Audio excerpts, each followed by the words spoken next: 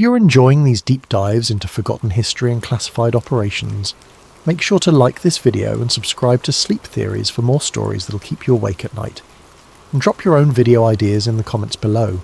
What other buried secrets should we uncover next? Everyone remembers the Cuban Missile Crisis.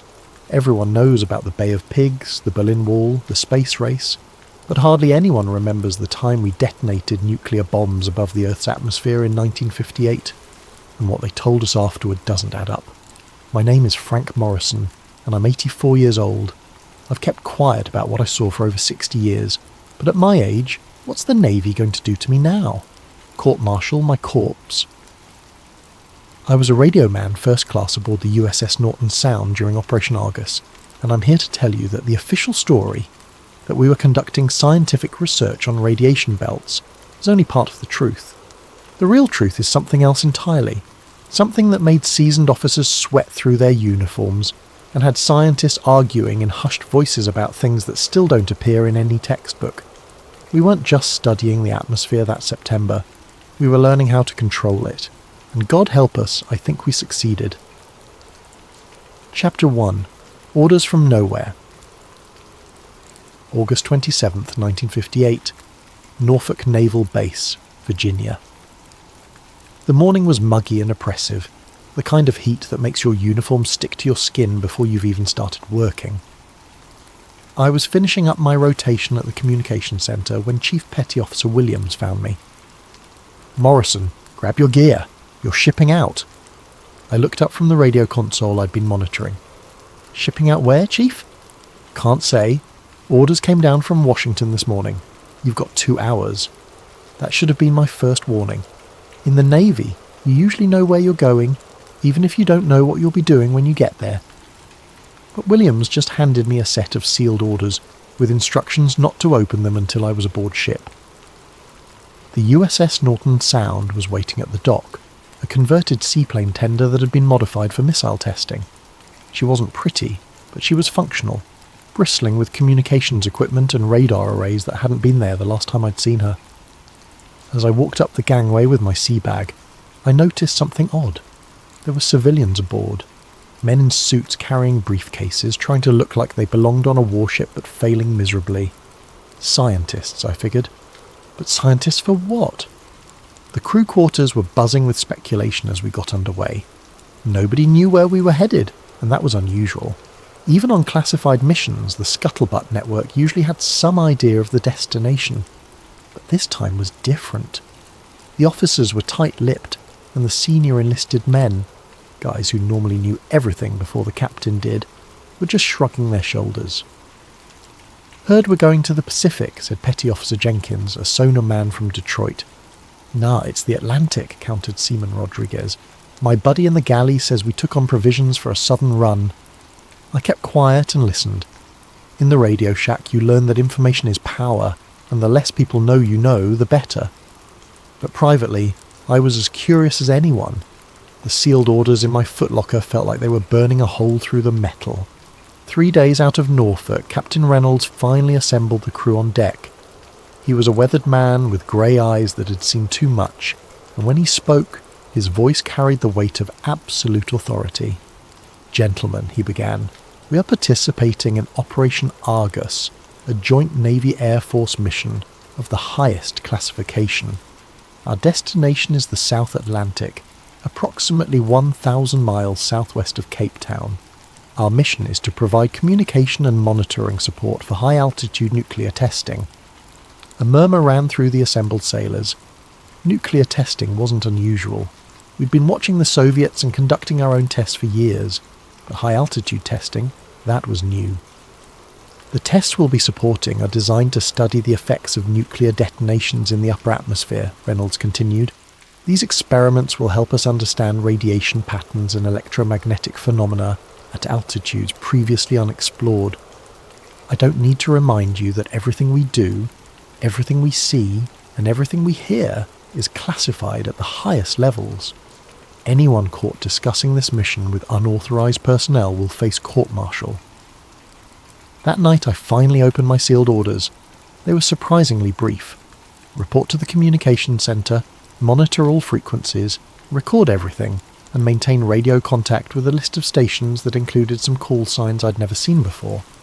Most were obvious. Naval Communications, Air Force Global Communications, the usual suspects. But there were others.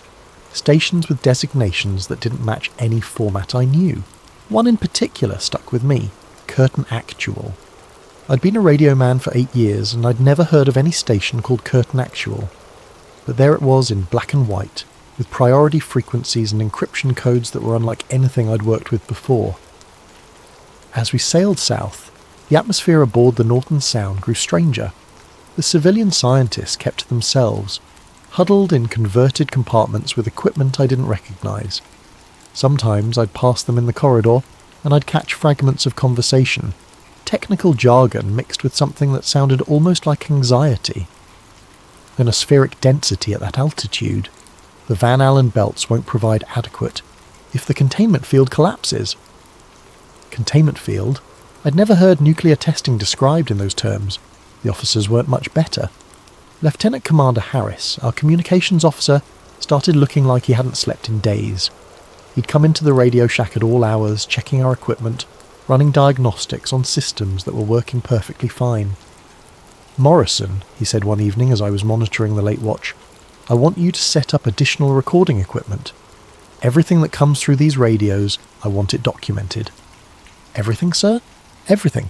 Even if it sounds like static, even if it doesn't make sense. Record it all." I nodded and made the adjustments, but his tone bothered me. Harris was normally cool and professional, but that night he sounded worried. More than worried, he sounded afraid. 10 days out of Norfolk, we reached our destination. The coordinates put us in the middle of nowhere, empty ocean stretching to every horizon, no land in sight. The water was deep blue and restless, with swells that made the Norton Sound roll in a way that had half the crew reaching for their seasickness pills. But we weren't alone. As dawn broke on September 1st, other ships began appearing on the horizon. The USS Tarawa, a massive escort carrier, several destroyers whose names I couldn't make out at that distance, and something else, a sleek vessel that didn't look like anything in the Navy inventory. Too small to be a cruiser, too large to be a destroyer, with a profile that seemed almost experimental. "Task Force 88, Chief Williams told me as we watched the ships take their positions. "Everything out here is Task Force 88. "What's on that strange ship, Chief?" Williams looked at me for a long moment, then shook his head. "Above my pay grade, Morrison. Way above." That afternoon, we got our first real briefing about what we'd be doing. The assembled crew gathered in the mess hall where one of the civilian scientists, a thin man with thick glasses and nervous hands, explained the mission. "Gentlemen, you're about to witness something unprecedented in human history," he began. "For the first time, we will be detonating nuclear devices in the near-space environment at altitudes between 200 and 300 miles above the Earth's surface." He clicked through a series of technical diagrams that meant nothing to most of us. Orbital mechanics, radiation patterns, something called the Van Allen belts that I'd never heard of. The purpose of these tests is to study the behaviour of nuclear explosions in the absence of atmospheric interference and to observe their effects on the Earth's magnetic field and radiation environment. Each device is relatively small, approximately 1 kiloton yield, but their effects may be visible across a much wider area than ground-based detonations. Relatively small. 1 kiloton was still enough to level a city, but I suppose when you're dealing with weapons that could destroy entire states, a kiloton seemed modest. "The tests will be conducted over 3 phases, the scientist continued. Argus I will be fired on August 27th. Excuse me, that was a preliminary test. Argus 2 will be conducted on August 30th, and Argus 3 on September 6th. Your job is to monitor, record and report on all observable phenomena." After the briefing, I cornered Chief Williams in the corridor. "Chief, something doesn't add up about this. If they're just studying radiation belts, why all the secrecy? Why no media coverage? Hell, when we tested bombs in Nevada, they used to invite reporters." Williams glanced around to make sure we weren't being overheard. "Morrison, in 30 years of naval service, I've learned one thing. When the brass tells you that you're seeing one thing, but your eyes tell you you're seeing something else, trust your eyes. but keep your mouth shut about it. That night, as I monitored the radio frequencies, I picked up something strange. It was on one of the secondary channels, a frequency that wasn't supposed to have any traffic. 2 voices, both using call signs I didn't recognise. Atmospheric density readings are nominal. Roger that. Curtain parameters are within acceptable ranges. If the ionisation cascade exceeds projected levels, abort protocols are in place. The curtain must not be compromised. There was that word again. Curtain. I recorded everything just as Lieutenant Commander Harris had ordered, but I couldn't shake the feeling that I was listening to something I wasn't supposed to hear. The next morning brought news that changed everything. The Soviet Union had just announced they were conducting their own high-altitude nuclear tests. According to the intelligence briefing, they had detonated several devices above their test sites in Kazakhstan, at altitudes similar to what we were planning for Argus. But here's the thing that bothered me. Our mission had been planned for months. The ships were already in position, the equipment installed, the tests scheduled. So why were the Soviets suddenly conducting identical experiments at exactly the same time? Unless they weren't identical. Unless both sides were racing to achieve something specific before the other could complete it. I mentioned this to Jenkins while we were off duty, and he just laughed. "Morrison, you think too much. It's probably just a coincidence." But I'd been thinking about those overheard radio transmissions, about the nervous scientists and worried officers, about the mysterious ship on the horizon that nobody wanted to talk about. Coincidences were rare in the intelligence business, and in my experience, when 2 world powers suddenly started doing the same highly classified thing at the same time, it meant they were either copying each other or racing toward the same goal. The question was, what goal could possibly require detonating nuclear weapons in space? I was about to find out. Chapter 2. The Strange Launches. August the 30th, 1958, 03:47 hours. I was on duty in the communication centre when the first real test began.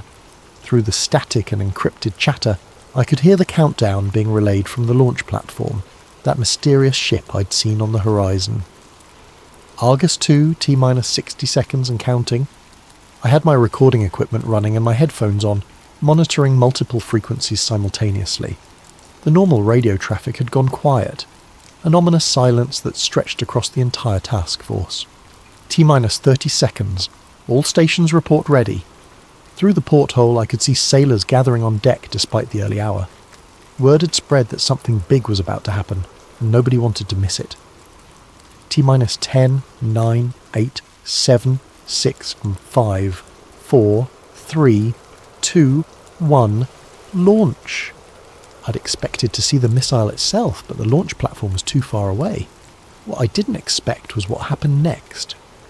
The horizon lit up, not gradually like a sunrise, instantly like someone had flipped a switch and turned the night into day.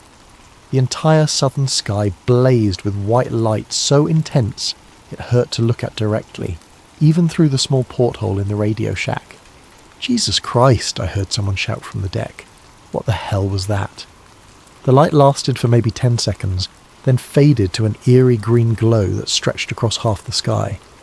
I'd seen pictures of nuclear tests in Nevada, but this was different. This was bigger, brighter, and somehow more unsettling than anything I'd imagined. But that wasn't the strangest part. As the light faded, my radio equipment went insane. Every frequency was filled with static, electronic squealing, and something else. A rhythmic metallic ringing that seemed to pulse in time with the aurora-like glow above us. All stations, this is Norton Sound Communications. We are experiencing severe radio interference. Please confirm your status. One by one, the other ships in the task force reported in, but their transmissions were barely audible through the electromagnetic chaos. Whatever that explosion had done to the upper atmosphere, it was wreaking havoc with our communications. I adjusted my equipment, trying to filter out the interference, when I caught something on one of the encrypted channels. Ionization levels exceed all projections. The curtain is holding, repeat, the curtain is holding. Radiation cascade is propagating along predicted vectors. Aurora visibility confirmed from South Africa to Argentina. Aurora visibility from South Africa to Argentina. That was impossible. Auroras occurred at the poles, not at mid-latitudes. But as I looked out the porthole, I could see them with my own eyes. Sheets of green and blue light dancing across the sky like some cosmic celebration. The interference lasted for hours. Ships that were only miles apart could barely communicate with each other, and long-range communications were completely impossible. It wasn't until late afternoon that the static began to clear enough for normal operations. That evening, the scientists briefed the senior staff on what they claimed had happened. I wasn't supposed to be there, but Lieutenant Commander Harris had asked me to set up recording equipment in the wardroom, so I heard every word. The detonation occurred at an altitude of approximately 290 miles, the thin scientist explained. The device functioned as expected, creating an artificial radiation belt around the Earth and producing visible aurora phenomena across a wide geographic area. Artificial radiation belt. That was a new one. I'd heard of the Van Allen radiation belts, natural zones of charged particles trapped by Earth's magnetic field, but creating artificial ones, that sounded like science fiction. The electromagnetic effects were more pronounced than our models predicted, another scientist added. We're still analysing the data, but it appears the ionospheric disruption extended much further than anticipated. Captain Reynolds leaned forward in his chair. Are you telling me that one small nuclear device disrupted radio communications across the entire South Atlantic? The ionosphere is a delicate system, Captain. When you introduce that much energy at that altitude, there are cascading effects. The important thing is that our monitoring equipment functioned perfectly. We're gathering data that will be invaluable for future operations. Future operations, not future tests. Operations. The language was telling, and I filed it away for later consideration. After the briefing, I was packing up my recording gear when I overheard two of the scientists talking in low voices near the door. The reflectivity coefficients are higher than we hoped, but can we maintain coherence at that scale? If the Soviets are achieving similar results, the window won't stay open forever. We need to complete the test series before... They noticed me and stopped talking, but I'd heard enough. This wasn't just about studying radiation belts. There was something else going on. Something involving reflectivity and coherence, and windows of opportunity. That night, as I lay in my bunk listening to the ship creak and roll in the South Atlantic swells, I tried to piece together what I'd seen and heard. The explosion had been far more spectacular than a simple nuclear test should have been. The electromagnetic effects had disrupted communications across thousands of miles, and the scientists were talking about maintaining something, about windows of opportunity, about competing with Soviet efforts. What if Operation Argus wasn't about studying the atmosphere at all? What if it was about changing it? The thought kept me awake until dawn, when the preparations for Argus 3 began in earnest. September the 6th was the date for the final test, and the atmosphere aboard the Norton Sound had grown increasingly tense. The scientists were working around the clock, constantly checking their instruments and making adjustments to equipment I didn't recognise.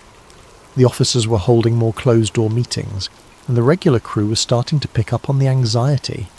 Something's got them spooked, Jenkins confided to me as we grabbed coffee in the galley. My buddy in the engine room says they've been running diagnostics on every system for 3 days straight, like they're expecting something to go wrong. I didn't tell him about the radio intercepts I'd been monitoring. The encrypted channels had been busier than ever, with references to barrier integrity, ionospheric stability, and that mysterious curtain that kept appearing in the transmissions. The morning of September 6th brought perfect weather. Clear skies, calm seas, and visibility that stretched to every horizon. As the sun rose, I could see the entire task force spread out across the ocean like pieces on a chessboard. Ships positioned at precise intervals, all facing toward the launch platform that would send the final missile into near space. I was at my post in the communications centre when the countdown began for Argus. 3, all stations, this is launch control. Argus 3 countdown is proceeding normally. T-minus 5 minutes and counting. This time, I was ready. I had multiple recording devices running, my cameras positioned at the portholes, and my radio equipment tuned to every frequency I could monitor. If something strange was going to happen, I was going to document it. T-minus 60 seconds, all stations report ready. The normal radio chatter had ceased again, leaving an eerie quiet across all frequencies. Even the atmospheric static seemed subdued, as if the sky itself was holding its breath. T-minus 10, 9, 8, 7, 6, 5, 4, 3, 2, 1, launch. The third explosion was different from the second. Instead of the instant daylight brightness, this one built gradually, a growing orange glow on the southern horizon that expanded and intensified until it dominated half the sky. But as spectacular as the light show was, it was the sound that really got my attention. Sound. In space. That should have been impossible. It started as a low rumbling that seemed to come from everywhere and nowhere at once. Then it built into a deep, resonant tone that I could feel in my bones. The ship's hull began to vibrate in harmony with it, and loose objects started rattling in sympathy. "What the hell is that noise?" someone shouted from the deck. I didn't know, but I was recording it all. The metallic ringing I'd heard during the previous test was back, but now it was accompanied by this deeper tone, this impossible sound from space that seemed to be creating its own echo in the Earth's atmosphere. The light show lasted longer this time, nearly an hour of shifting, dancing colours that stretched across the entire visible sky. Green auroras mixed with orange glows and sheets of blue light that pulsed in rhythm with that mysterious sound. But it was what happened to the weather that really convinced me we were dealing with something far beyond normal nuclear testing. Within hours of the explosion, the barometric pressure began dropping rapidly. The calm seas turned choppy, then rough, then violent. What started as scattered clouds became towering thunderheads that seemed to appear out of nowhere. By evening, we were dealing with a full-scale storm that the weather forecasters hadn't predicted. Lightning was so intense and constant that it looked like daylight, and the electromagnetic pulse from each strike was playing havoc with our electronics. All stations, this is Norton Sound. We are experiencing severe weather conditions and electronic malfunctions. Request permission to change course. But the radio response was garbled, filled with that same metallic ringing we'd heard during the explosion. It was as if the storm itself was interfering with our communications, or as if the explosion had created some kind of persistent disturbance in the atmosphere. I was struggling to maintain contact with the other ships when I heard something that made my hair stand on end. On one of the encrypted frequencies, barely audible through the static, storm generation exceeds all parameters. Ionospheric manipulation is working. Repeat, manipulation is working. Weather control protocols are now active. The curtain is stable. We can steer it. Weather control, ionospheric manipulation, we can steer it. The pieces were finally falling into place. Operation Argus wasn't about studying radiation belts or testing weapons effects. It was about learning to control the atmosphere itself, to create storms, to manipulate weather patterns, to build some kind of curtain in the upper atmosphere that could be directed and controlled. The storm lasted for 3 days, during which time normal communications were impossible. Ships in the task force lost visual contact with each other in the driving rain and towering seas. Several vessels reported compass malfunctions, electronics failures, and navigation problems that seemed to have no natural explanation. When the weather finally cleared on September 10th, the task force began the long journey home. But the journey was unlike anything I'd experienced in 8 years of naval service. For one thing, we encountered 3 more storms on the way back to Norfolk, sudden, violent weather systems that appeared with no warning and disappeared just as quickly. Each storm was accompanied by the same electromagnetic effects we'd experienced after the nuclear tests. Radio interference, compass problems, and that strange metallic ringing that seemed to come from the sky itself. For another, our navigation equipment kept giving us impossible readings. GPS wasn't available in 1958, but we had sophisticated radio navigation systems that could determine our position within a few miles. Except they kept telling us we were somewhere we couldn't possibly be. Sometimes hundreds of miles off course, sometimes at coordinates that placed us on dry land. "It's like the atmosphere is still disturbed from the tests," Chief Williams confided to me during one of the calmer periods. "Whatever we did up there, it's still affecting things down here." I'd been thinking the same thing, the nuclear explosions had created more than just pretty light shows and artificial radiation belts. They'd fundamentally altered something about the Earth's atmospheric system, something that was still affecting weather patterns, electromagnetic fields and navigation systems weeks later. As we approached Norfolk in early October, I started hearing rumours about what was happening back home. According to the Scuttlebutt network, there had been unusual weather all along the East Coast, sudden storms, unexpected temperature changes, aurora sightings as far south as North Carolina. Coincidence? After everything I'd witnessed in the South Atlantic, I wasn't buying it. Chapter 3. The official science didn't add up. The debriefing process began before we even docked at Norfolk. Intelligence officers came aboard while we were still in the harbour, separating crew members for individual interviews and collecting all recorded materials. They took my radio logs, my personal notes, even the unofficial recordings I'd made during the tests. But they missed something. Hidden in my footlocker, wrapped inside a spare uniform, was a small reel of magnetic tape that I'd palmed during one of the recording sessions. It contained about 30 minutes of the encrypted communications I'd intercepted during the tests, conversations between scientists and controllers that weren't supposed to exist. The official debriefing was conducted by a team of Navy intelligence officers and civilian scientists. They sat us down in groups of 5 or 6 and walked us through the same questions. What did you observe during the tests? Did you notice any unusual phenomena? Did you hear any unauthorized communications? Did you discuss the mission with anyone outside your assigned duties? The answers they wanted were clear. We observed nuclear tests. We noticed bright lights and some radio interference. We heard only official communications, and we kept our mouths shut about everything. But some of us had seen more than they wanted us to remember.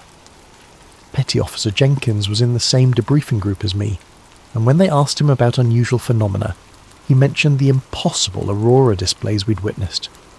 Auroras are a normal result of high-altitude nuclear detonations, one of the scientists explained patiently. The charged particles from the explosion interact with the Earth's magnetic field to produce visible light phenomena. Nothing unusual about it. But sir, Jenkins persisted, we could see them all the way from South Africa to Argentina. I thought auroras only happened near the poles. The scientist's expression didn't change, but I caught a quick glance between him and one of the intelligence officers. The scale of the phenomena was somewhat larger than predicted, he admitted. But that's why we conduct tests, to gather data and refine our models. The important thing is that everything functioned within acceptable parameters. Acceptable parameters. That seemed to be the phrase they used whenever someone asked about something that didn't match the official story. When it was my turn for individual questioning, they focused heavily on my radio intercepts. They had my official logs, of course, but they wanted to know if I'd heard anything else. Radioman Morrison, you monitored multiple frequencies during the operation. Did you intercept any communications that weren't on your assigned list?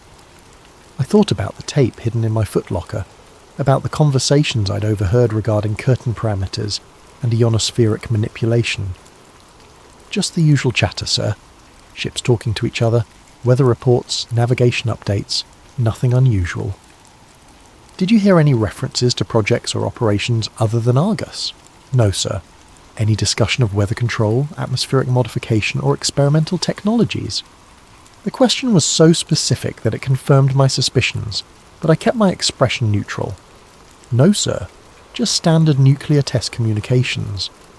They asked a few more questions, then dismissed me with the usual warnings about classification and the consequences of discussing the mission with unauthorized personnel.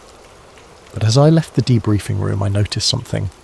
They were asking everyone the same specific questions about weather control and atmospheric modification. That meant other people had heard the same things I had, and that meant the official story was definitely incomplete. Over the next few days, as we prepared for reassignment to other duties, I started quietly comparing notes with other crew members. Not directly, that would have violated security protocols, but through casual conversations and carefully phrased questions. What I learned was disturbing.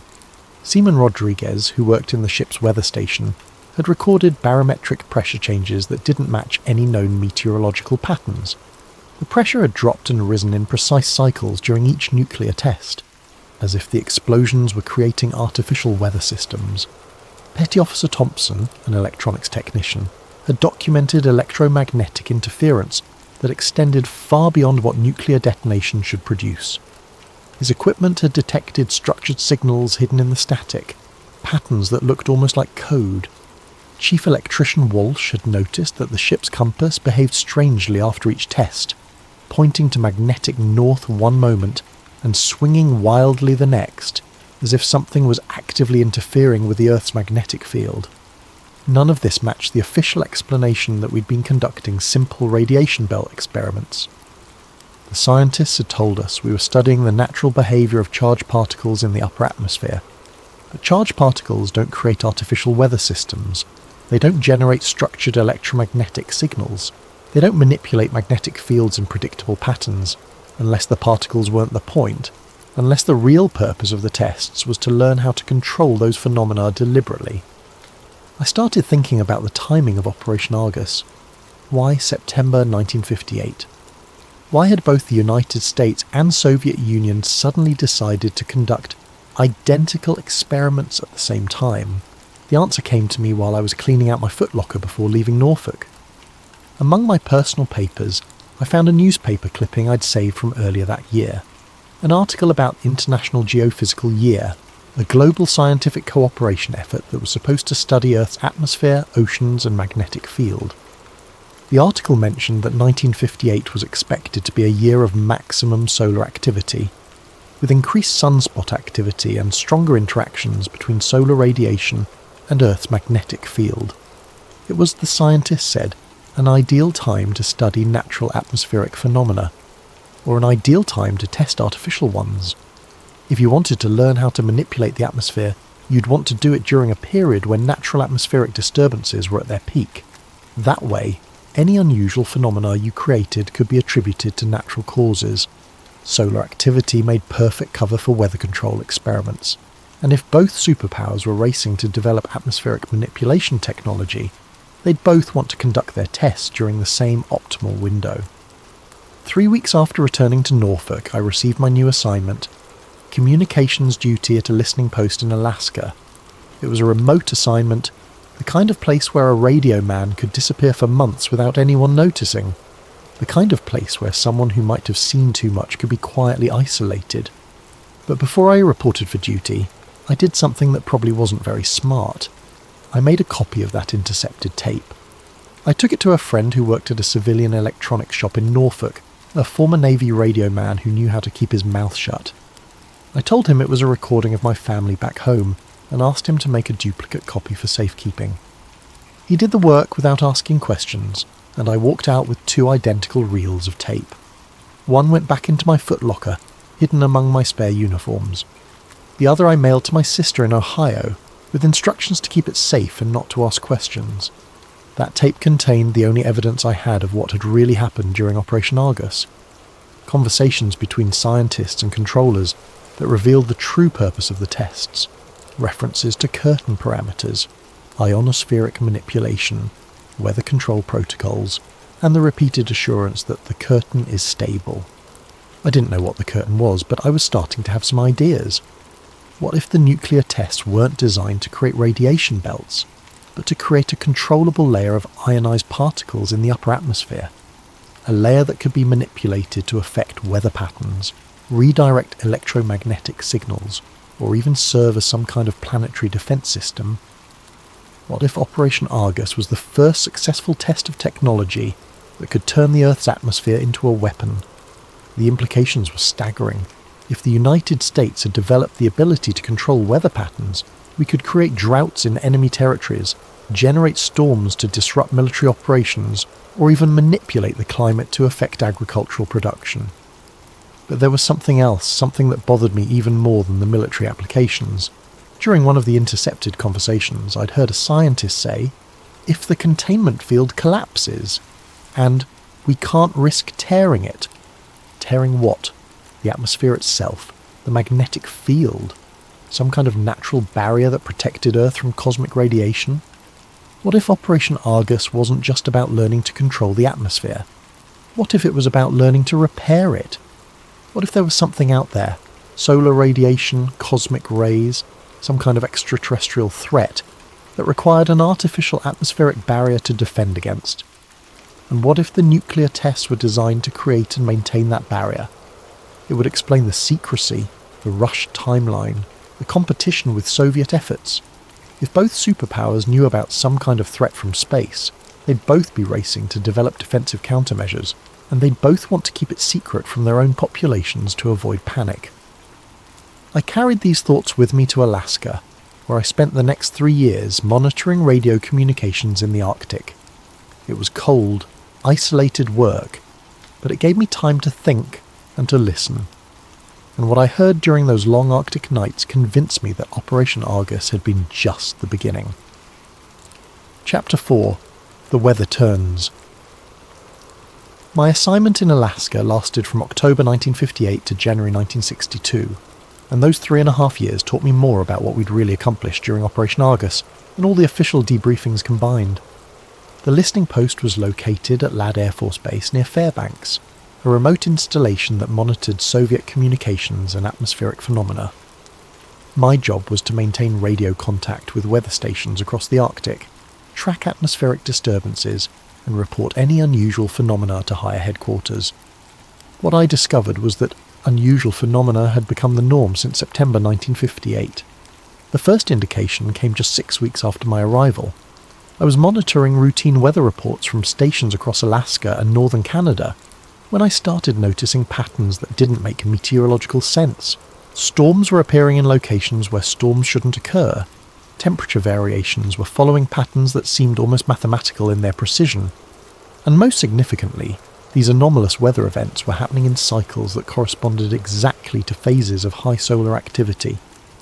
It was as if someone had learned how to use natural solar radiation as a trigger for artificial weather control. I started keeping unofficial records, logging the unusual reports alongside the official weather data.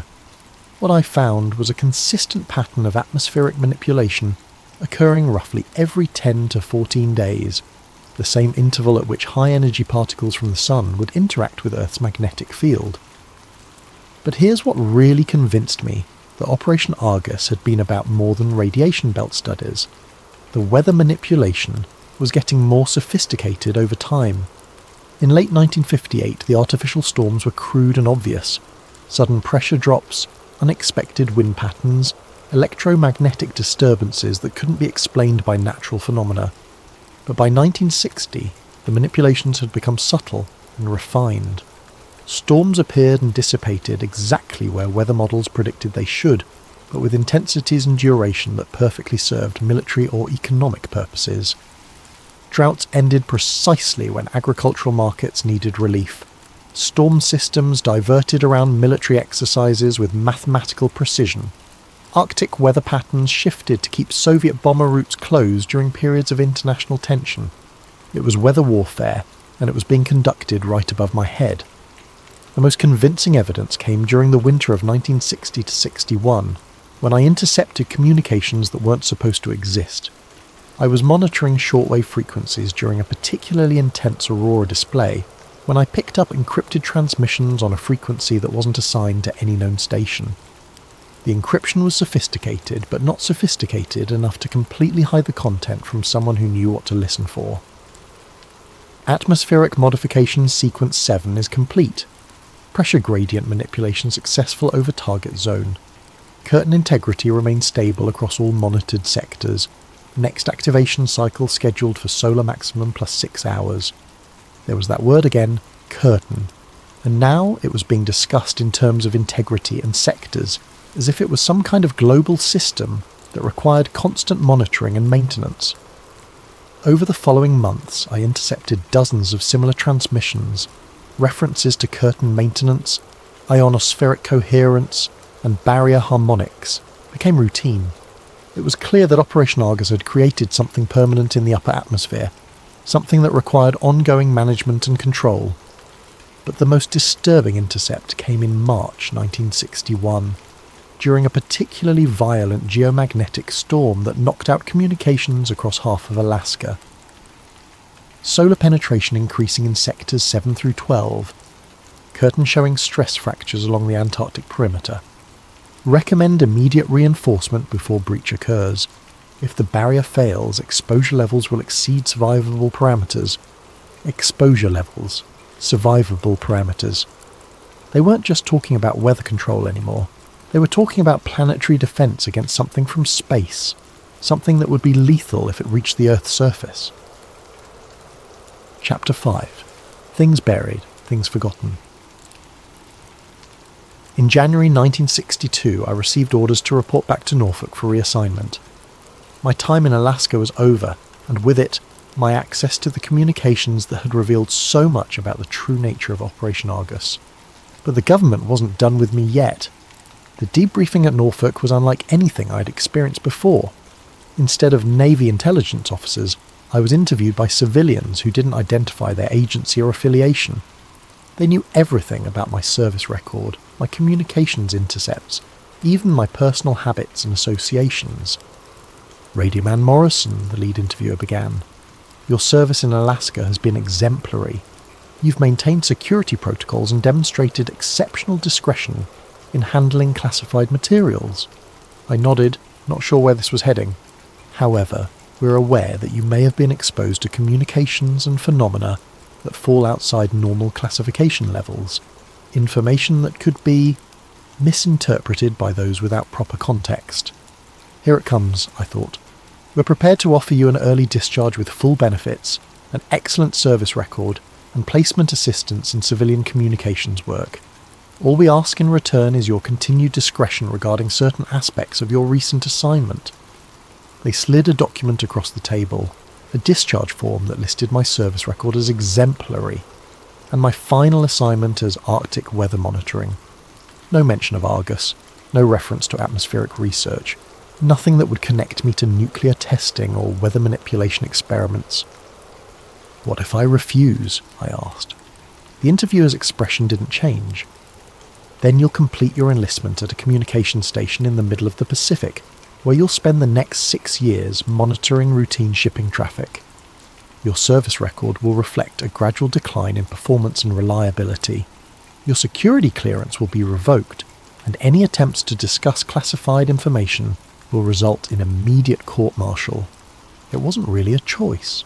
Sign the papers and disappear into civilian life, or spend the rest of my naval career in exile. I signed. But before I left Norfolk, I did something that would haunt me for the next 60 years. I retrieved the tape reel from my footlocker and listened to it one more time. The voices were still there, preserved on magnetic tape despite decades of storage.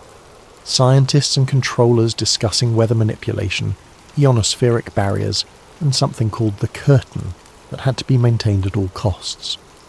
The reflectivity coefficients are holding steady.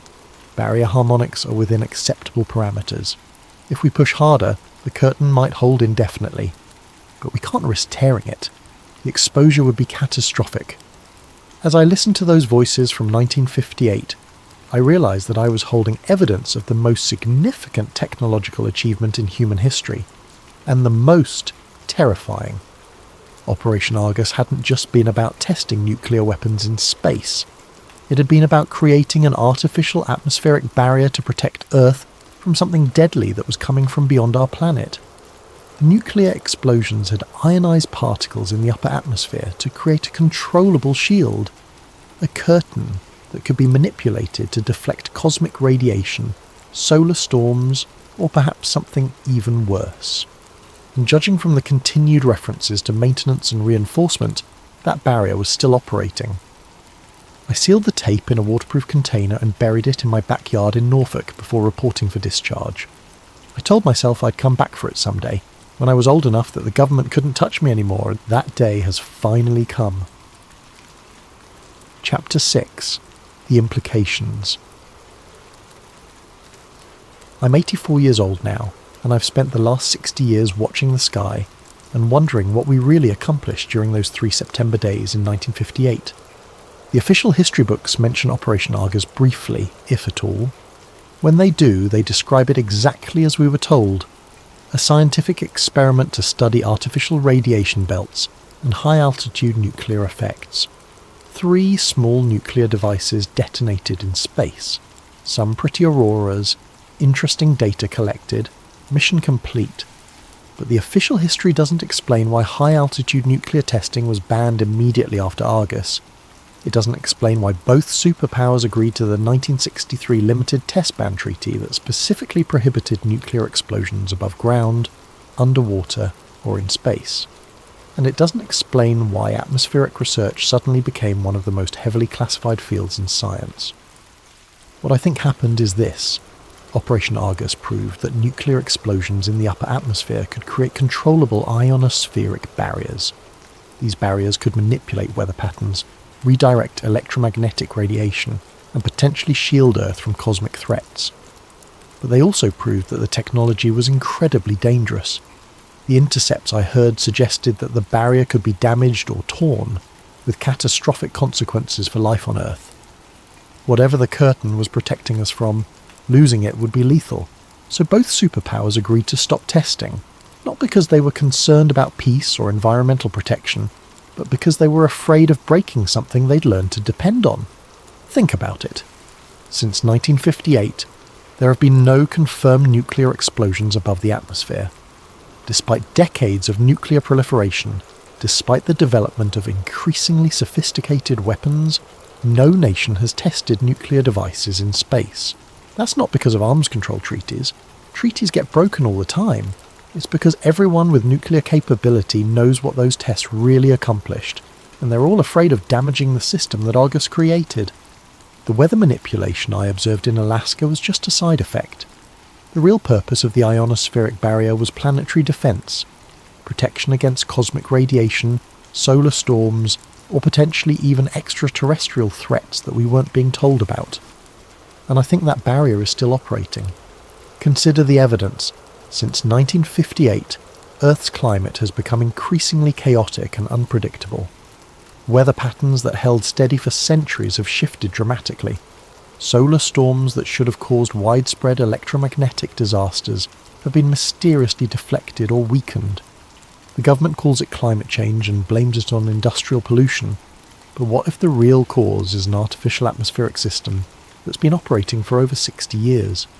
What if the curtain that was supposed to protect us is now affecting global weather patterns in ways its creators never anticipated?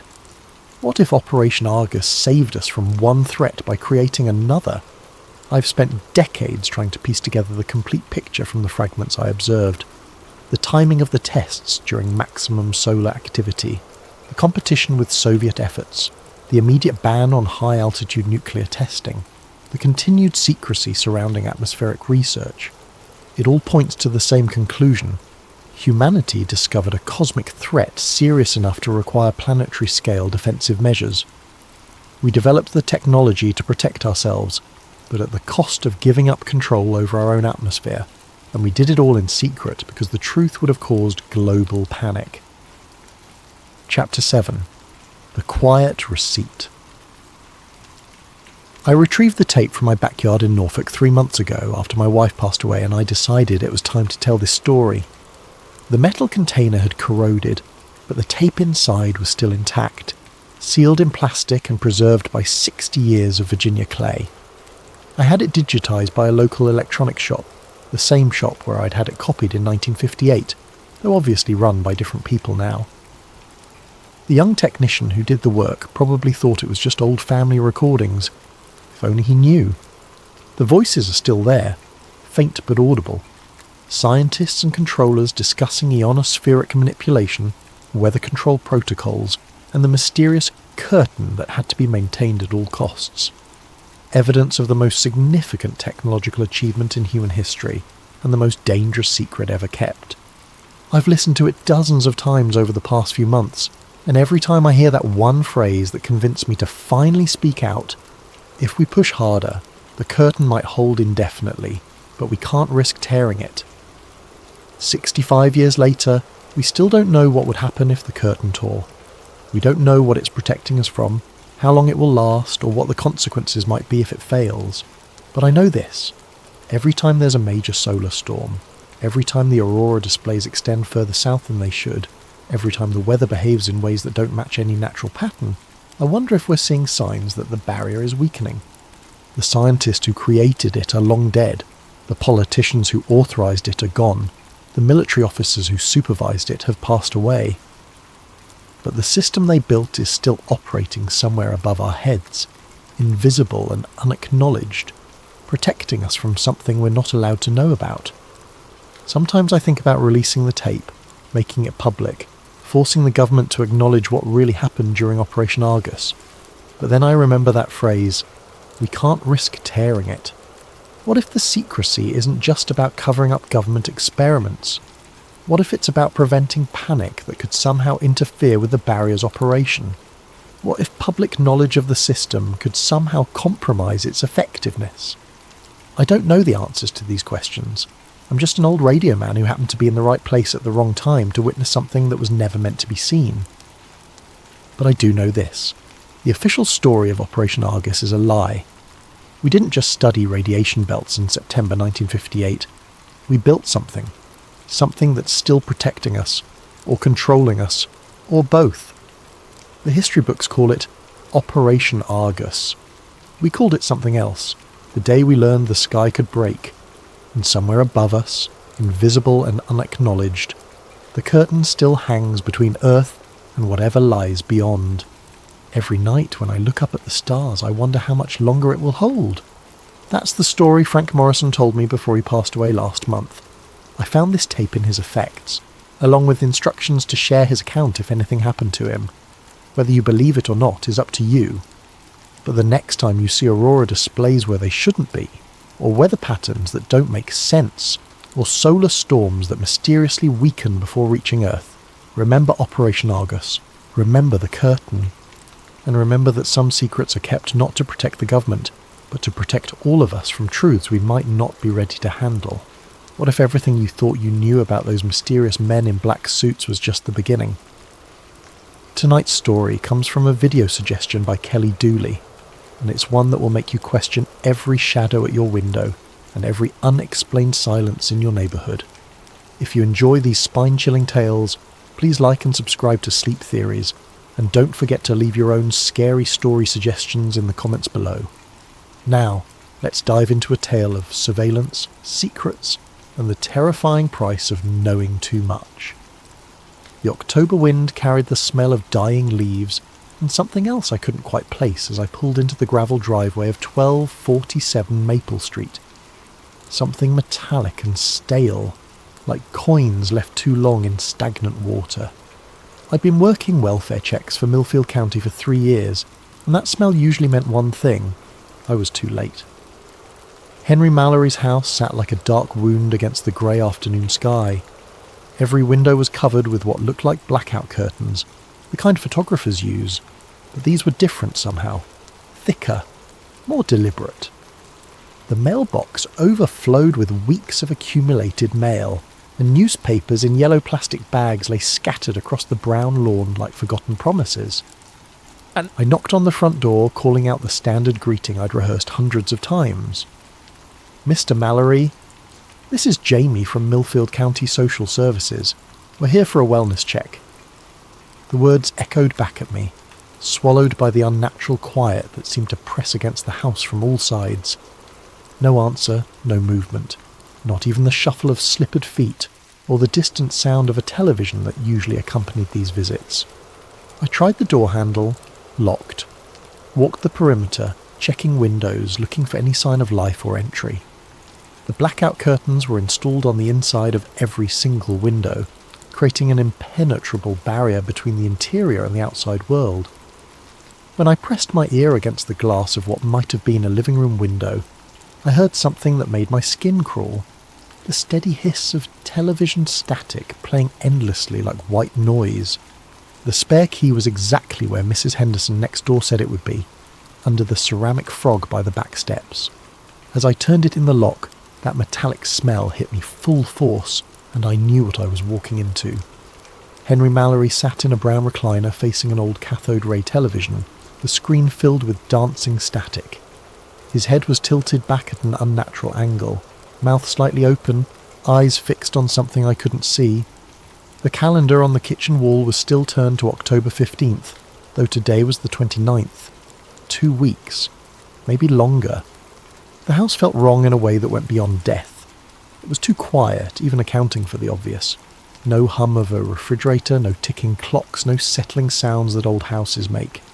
Just that constant static from the television, and a silence so complete it felt like being underwater. I called the coroner and settled in to wait, doing my job of securing the scene and documenting what I found. That's when I really started looking around.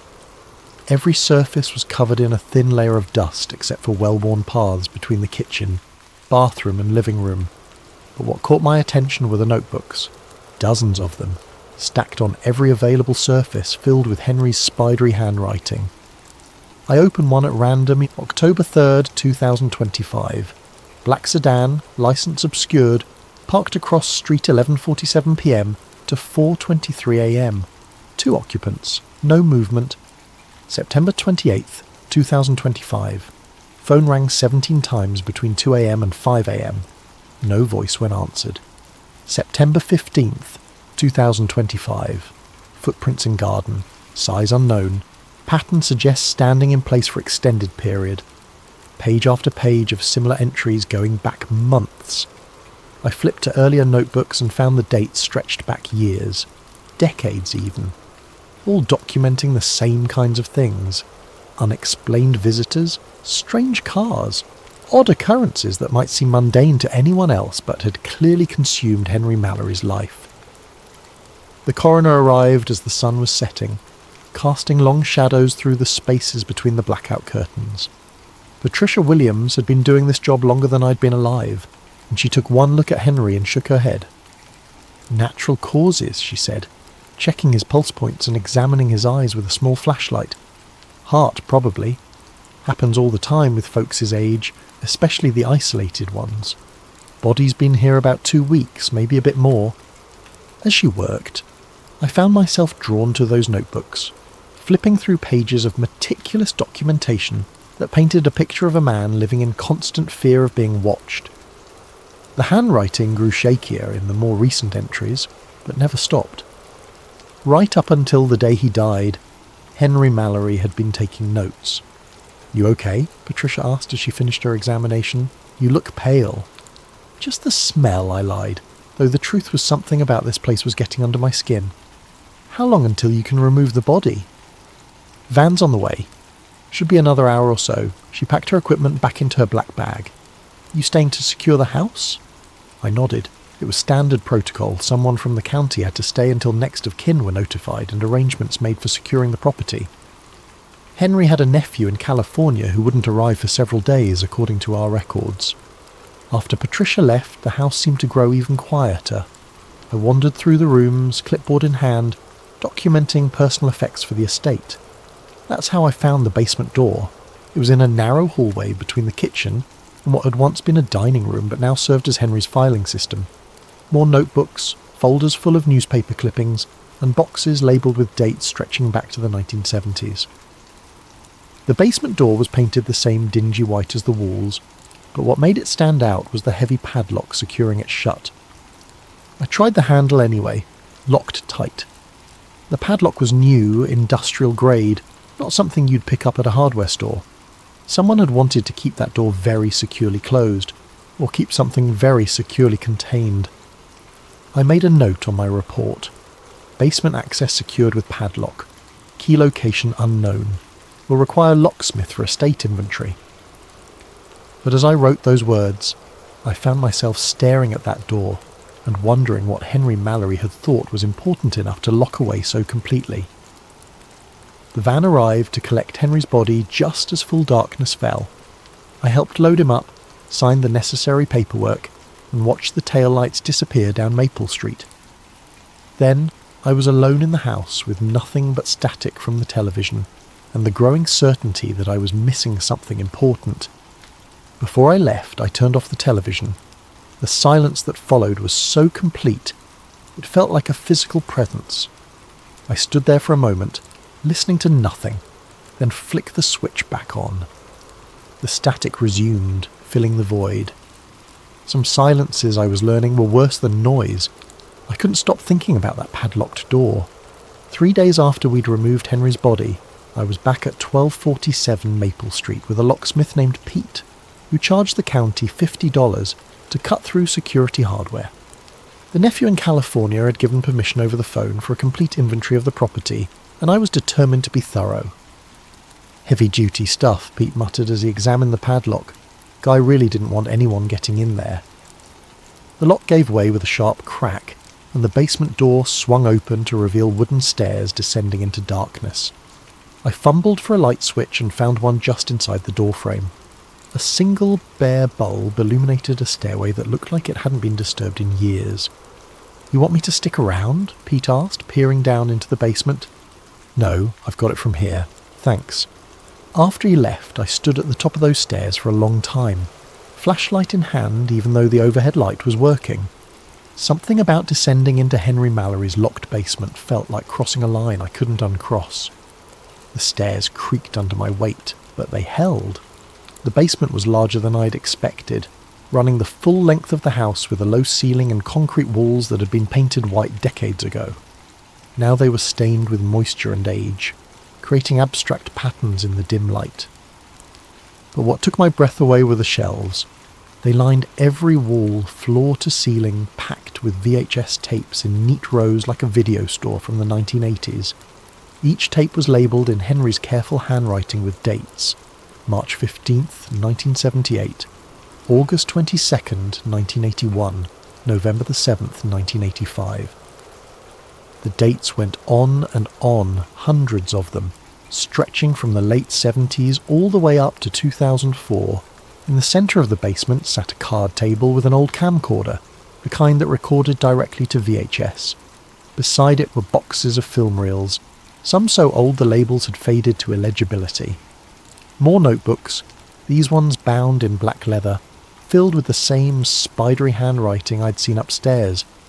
I pulled one notebook at random and opened it. June 12th, 1983. Witness, Morrison, J. Reports lights over reservoir. Local paper runs story page 3. Black sedan arrives outside Morrison residence June 14th. Morrison recounts story June 15th. New statement, thought it was airplane. June 18th, 1983. Two men in dark suits visit newspaper office. Editor Thompson, nervous when asked about Morrison's story, refuses to discuss. June 20th, 1983. Morrison family leaves town suddenly. House sold within week to cash buyer. No forwarding address. Page after page of similar entries, documenting what appeared to be a pattern of witness intimidation following unexplained sightings around Millfield. But it was more than just documentation. Henry had been actively investigating these incidents for decades. I moved to the shelves and pulled a tape at random. September 3rd, 1987 was written on the label in Henry's neat script. Below that, in smaller text, Diner, 2 a.m. There was a VHS player on a small television in the corner of the basement.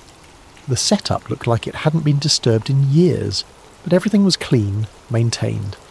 Henry had been coming down here regularly. I slotted the tape into the player and pressed play. Grainy footage showed the interior of Henry's car at night, dashboard illuminated by streetlights. Through the windshield, I could see the Millfield Diner, a local institution that had been serving coffee and pie to night shift workers and insomniacs for as long as anyone could remember. Henry's voice came through the speaker, younger but recognisable. September 3rd, 1987, 2:15 a.m. Two vehicles in parking lot besides mine, waiting for target to emerge. The camera stayed focused on the diner's front entrance. After several minutes of nothing, a man emerged, middle-aged, wearing work clothes, moving quickly toward a pickup truck parked under a streetlight. Before he could reach his vehicle, two figures approached from the shadows. Tall men in dark suits, their faces difficult to make out in the grainy footage. They moved with an odd, synchronized precision, intercepting the worker before he could reach his truck. I leaned closer to the screen, trying to make out details. The men appeared to be speaking to the worker, though no sound carried from the diner parking lot. Their body language was somehow wrong. Too stiff, too formal for what looked like a chance encounter. The worker's posture changed as they spoke. He went from hurried to rigid, then to something that looked like fear. After several minutes of conversation, One of the suited men gestured toward a black sedan I hadn't noticed parked at the far edge of the lot. The worker followed them to the car. "Jesus," Henry's voice whispered from the tape, "they're taking him." The black sedan pulled out of the parking lot with the worker inside and disappeared down Main Street. The two men in suits got into a second vehicle and followed. Henry's narration continued. Target was Eddie Morrison, age 34, maintenance worker at the power plant. Filed UFO report with county sheriff 2 days ago. Described lights over the plant Tuesday night. Today he gets a visit. The tape ended there. I sat in the dim basement staring at the static-filled screen, trying to process what I'd just seen. Eddie Morrison. That name had been in Henry's notebook upstairs, the one who'd left town suddenly after recanting his UFO story. I looked around at the hundreds of other tapes lining the shelves. How many more stories like Eddie Morrison's were documented here? How long had Henry been watching, recording, documenting these encounters? Near the bottom shelf, one tape stood out from the others. Instead of Henry's usual neat labelling, this one was marked with black marker in urgent uneven letters. "Do not destroy. If found, watch." I pulled it from the shelf with hands that were suddenly less steady than I would have liked. The basement felt colder than when I'd first come down, though the October afternoon was mild. As I held that tape, I had the distinct impression that I was about to cross another line, one that might be even harder to come back from than descending into Henry's basement in the first place. But Eddie Morrison's face stayed with me. The way he'd gone from hurried to terrified in the span of a few minutes of conversation with two men who moved like they weren't entirely human. I needed to know what was on that final tape, but not here. Not in this basement where Henry had spent decades hiding from whatever he'd discovered. I slipped the tape into my jacket pocket and headed for the stairs, leaving the rest of Henry's archive undisturbed for now. As I reached the top of the stairs and prepared to turn off the basement light, I took one last look at those hundreds of tapes. Decades of documentation, a lifetime spent watching the watchers. Henry Mallory hadn't just been a paranoid old man after all, he'd been a chronicler of something much worse. I almost didn't watch the tape that night. I sat in my living room for 2 hours, the VHS cassette on my coffee table like an unexploded bomb, while I tried to convince myself that I was getting carried away. Henry Mallory had been an elderly man living alone, probably dealing with some form of paranoia or dementia. The tape from 1987 could have been staged, or misinterpreted, or any number of rational explanations that didn't involve mysterious men in black suits disappearing people who reported UFO sightings. But I kept thinking about Eddie Morrison's face in that parking lot, the way genuine fear had replaced annoyance when those two men approached him. Around 11 p.m, I finally slid the tape into my VCR. The footage began immediately, no FB warnings or production company logos. Just Henry's voice, older now, speaking in an urgent whisper. October 27th, 2025. If you're watching this, I'm probably dead. My name is Henry James Mallory, and for the past 47 years, I have been documenting the systematic suppression of unexplained phenomena in and around Millfield County. The camera was positioned inside Henry's house, pointing out through a gap in the blackout curtains toward the street. The timestamp in the corner showed 3:47 a.m. "They know I have the footage," Henry continued. "They've known for years, but something's changed. They're getting bolder, more direct." Through the window I could see a black sedan parked across the street under a broken streetlight. Two figures stood beside it, perfectly still, facing Henry's house. "They've been out there for 6 hours, Henry whispered. "Same two as always. They don't move, don't talk to each other, don't smoke cigarettes or check their phones like normal surveillance would. They just wait." The camera stayed focused on the scene outside. In the poor lighting it was difficult to make out details of the two figures, but something about their posture was deeply unsettling. They stood too straight, too perfectly aligned, like mannequins positioned by someone who had only a theoretical understanding of how humans were supposed to look while waiting. "I started filming them in 1978, Henry's narration continued. "Back then I thought I was documenting some kind of government cover-up. CIA, NSA, something like that. Men in black suits showing up after UFO sightings to intimidate witnesses. It's a well-known phenomenon." On screen one of the figures turned slightly, and for just a moment, The angle of the streetlight illuminated what might have been a face. Pale, angular features that looked somehow wrong, though I couldn't pinpoint exactly why. But government agents would change shifts. They'd have backup. They'd show signs of fatigue or boredom during long surveillances. These things, they never change. I've filmed the same two figures for 47 years and they haven't aged a day. The timestamp jumped forward, 4:23 a.m. The figures hadn't moved. I made mistakes early on, Henry continued. Got too close to witnesses, asked too many questions. That's when they started watching me instead of just cleaning up after sightings. Been living like this for decades now, documenting everything, hoping someone would eventually find the evidence. Another time jump, 5:15 a.m. The figures were gone, but the black sedan remained. The car will stay until sunrise, Henry said, as if reading my thoughts. Then it'll drive away. No engine noise, never any engine noise. And tonight will be just like the last 15,000 nights, except... There was a long pause in the narration. When Henry spoke again, his voice had changed. More tired, resigned. Except I think they're done waiting. I found something 2 days ago. Something that explains what they are and why they're here. I hid it in the usual place, but I don't think that's going to matter anymore. The camera shifted slightly, and I caught a glimpse of Henry's reflection in the window glass. He looked exactly as I'd found him in that recliner. Elderly, frail, wearing the same clothes he'd died in. If you're watching this tape, do not try to find the other footage. Do not ask questions about what happened to the witnesses. Do not go looking for explanations.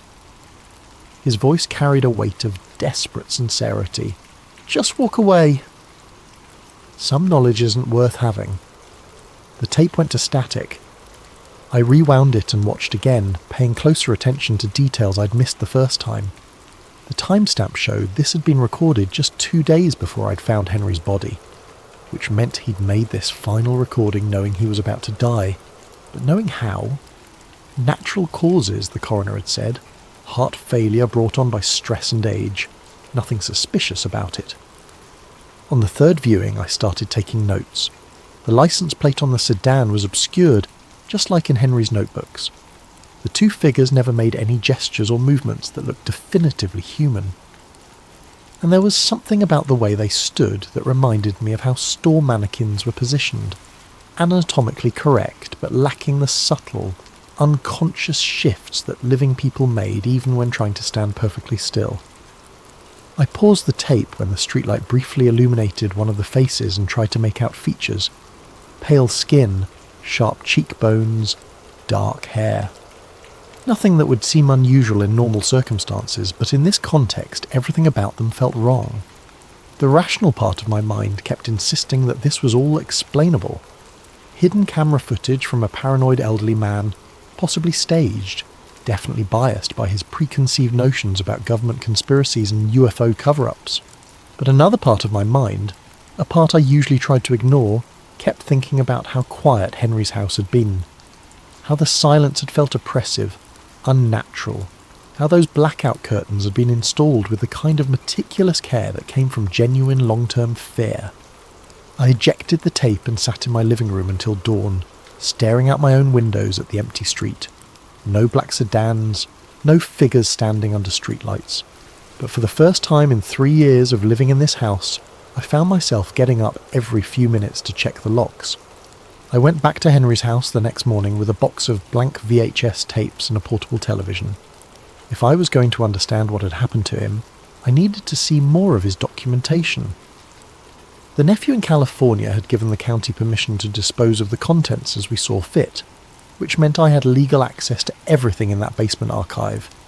What I found was a systematic documentation of 47 years of witness intimidation that followed the same pattern with disturbing consistency. The earliest tapes, dating back to 1978, were filmed with equipment that produced grainy, unstable footage. But even in those early recordings, the same two figures appeared. Always the same black sedan. Always the same methodical approach to witnesses who had reported unexplained phenomena. July 14th, 1979 showed a farming family outside their house, being questioned by the suited figures after reporting strange lights over their property. The farmers had initially seemed defiant, but their body language changed as the conversation progressed. By the end of the encounter, they were nodding eagerly, agreeing to something I couldn't hear. March 22nd, 1981 captured footage of the same two figures entering the Millfield Gazette office after the newspaper ran a story about multiple UFO sightings over the reservoir. The editor, who Henry identified in his narration as Thompson, R, 15 years experience known for integrity, emerged from the meeting looking pale and shaken. November the 8th, 1983, documented the figures visiting a local auto mechanic who'd reported seeing a disc-shaped object hovering over the interstate. The mechanic's initial statement to police had been detailed and confident. After the visit, he claimed he'd been mistaken, probably saw a helicopter. Tape after tape showed the same story. Witnesses reported something unexplained. The story appeared in local media or police reports. The two figures appeared. The witnesses recanted their stories and often left town shortly afterward. But what made my blood run cold was the consistency of the figures themselves. In 1978, they looked exactly the same as in Henry's final tape from 2025. Same height, same build, same angular features when the camera caught them in the right light. 47 years, and they hadn't aged a day. I started cross-referencing Henry's notebooks with the video footage, building a timeline of incidents. The pattern was so consistent it felt almost mechanical. Day 1. Unusual sighting reported day 2 to 3. Story appears in local media or official reports. Day 4 to 5. Black sedan appears in vicinity day 6. Direct contact with witnesses. Day 7. Witness recounts story day 8 to 14. Witness often relocates permanently, but the most disturbing tape was dated September 15th, 1996. This one was different from the others. Instead of filming from his car or house, Henry had positioned the camera in what looked like dense woods. Through the trees, I could see the Millfield Reservoir, its dark surface reflecting a cloudy afternoon sky. September 15th, 1996, Henry's voice whispered from behind the camera. Following up on the Patterson sighting from last week, multiple witnesses reported object emerging from water around midnight September 8th. The camera showed the shoreline, empty except for some scattered fishing equipment left by weekend anglers. Henry's breathing was audible, nervous. Been watching for 3 hours, nothing unusual until a black sedan emerged from the tree line, driving slowly along a dirt access road I hadn't noticed before. It parked near the shoreline, and the two familiar figures got out. But this time, they weren't approaching witnesses. They were alone at the reservoir, and their behaviour was completely different. Instead of their usual rigid, formal posture, they moved with fluid precision, like dancers performing a choreographed routine. They walked to the water's edge and stood perfectly still for several minutes, facing the centre of the reservoir. Then, without any visible signal or communication, they began to undress. I paused the tape, not sure I was ready to see what came next, but I forced myself to continue. The figures removed their clothing with the same synchronised precision they'd shown in every other recording. Underneath their suits, their bodies were pale, almost luminescent in the afternoon light. Too thin, with limbs that seemed slightly too long for their torsos.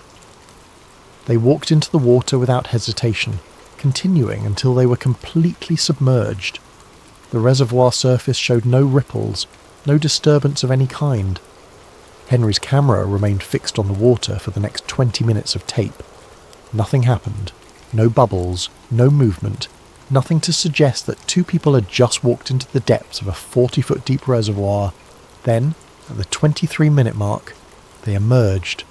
But they didn't surface like drowning victims or swimmers coming up for air. They simply appeared at the water's edge, as if they had materialised there. Completely dry. They dressed with the same mechanical precision and returned to their vehicle. As the black sedan drove away, Henry's whispered narration resumed. I don't think they're human. The tape ended there. I sat in Henry's basement for a long time after that, staring at the static-filled screen and trying to process what I'd just seen. Every rational explanation I could think of fell apart under scrutiny. Special effects didn't exist in 1996 that could create that kind of footage, especially not for an amateur filmmaker using a home video camera. I looked around at the hundreds of remaining tapes and realised I'd barely scratched the surface of Henry's documentation. How much more evidence was stored in this basement? How many more incidents had he recorded over nearly 5 decades? But more importantly, if these figures weren't human, what were they? And why had they been systematically suppressing reports of unexplained phenomena in Millfield County for almost 50 years? I selected 3 more tapes at random and settled in to continue watching. Outside, afternoon was fading into evening, but I barely noticed. I was beginning to understand why Henry had covered all his windows with blackout curtains. Some things were better observed from the shadows. The next tape, dated April 7th, 2001, showed the 2 figures visiting an elderly woman at her farmhouse outside town. She had reported seeing lights in formation, moving across her property for 3 consecutive nights. The footage was clearer than the earlier recordings. Henry had upgraded his equipment by then. I watched the figures approach the woman's front door with their characteristic synchronized movement. She answered their knock, spoke with them for approximately 15 minutes, then nodded several times before closing the door. 3 days later, according to Henry's notes, she died of a heart attack. Natural causes, the coroner had ruled. No signs of violence or foul play. But watching the tape, I noticed something chilling about the encounter. During the entire 15-minute conversation, the woman never looked directly at either of the figures. Her eyes remained fixed on a point somewhere between them, as if she was physically unable to make direct eye contact. The 4th tape was even more disturbing.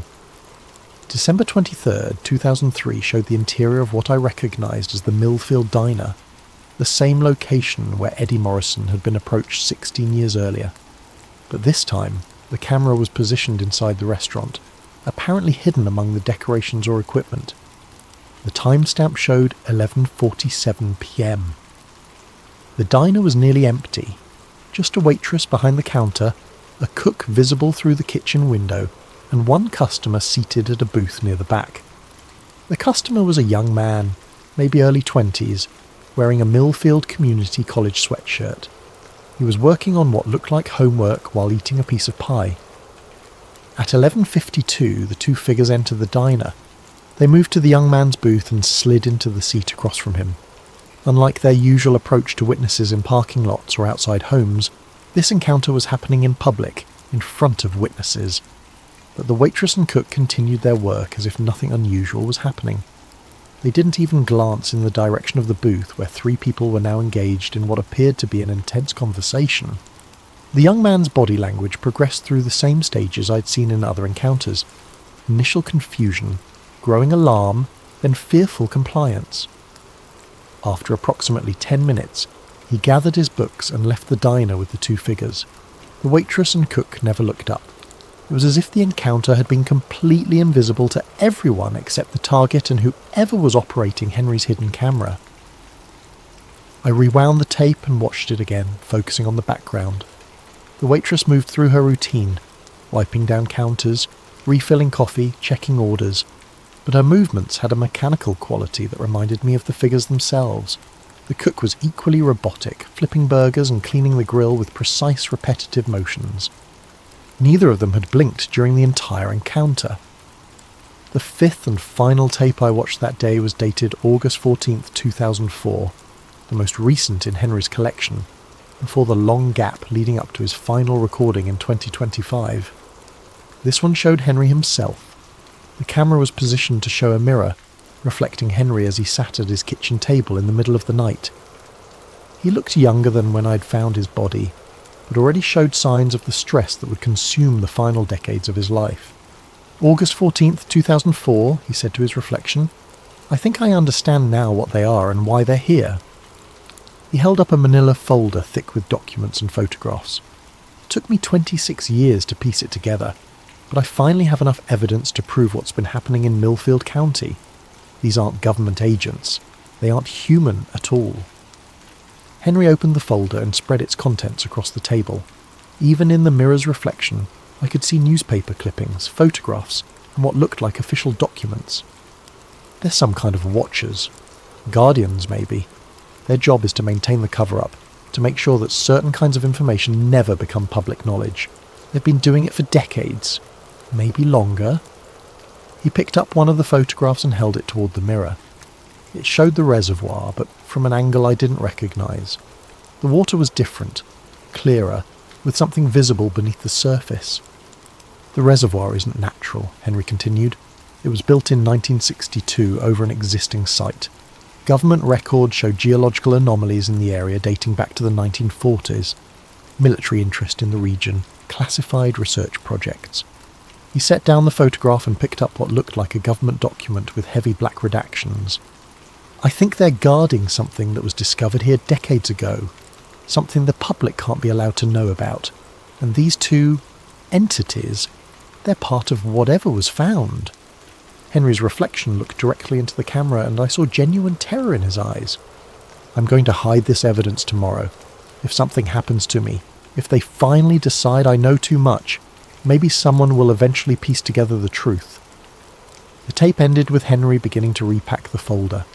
I sat in the basement until well after dark, surrounded by decades of documentation that painted a picture so far outside normal reality that I could barely process it.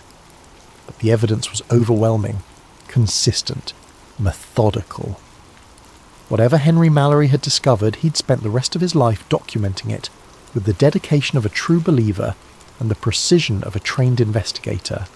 And now, 21 years later, someone had found his final message. As I packed up the tapes I'd watched and prepared to leave the basement, I noticed something I'd missed earlier.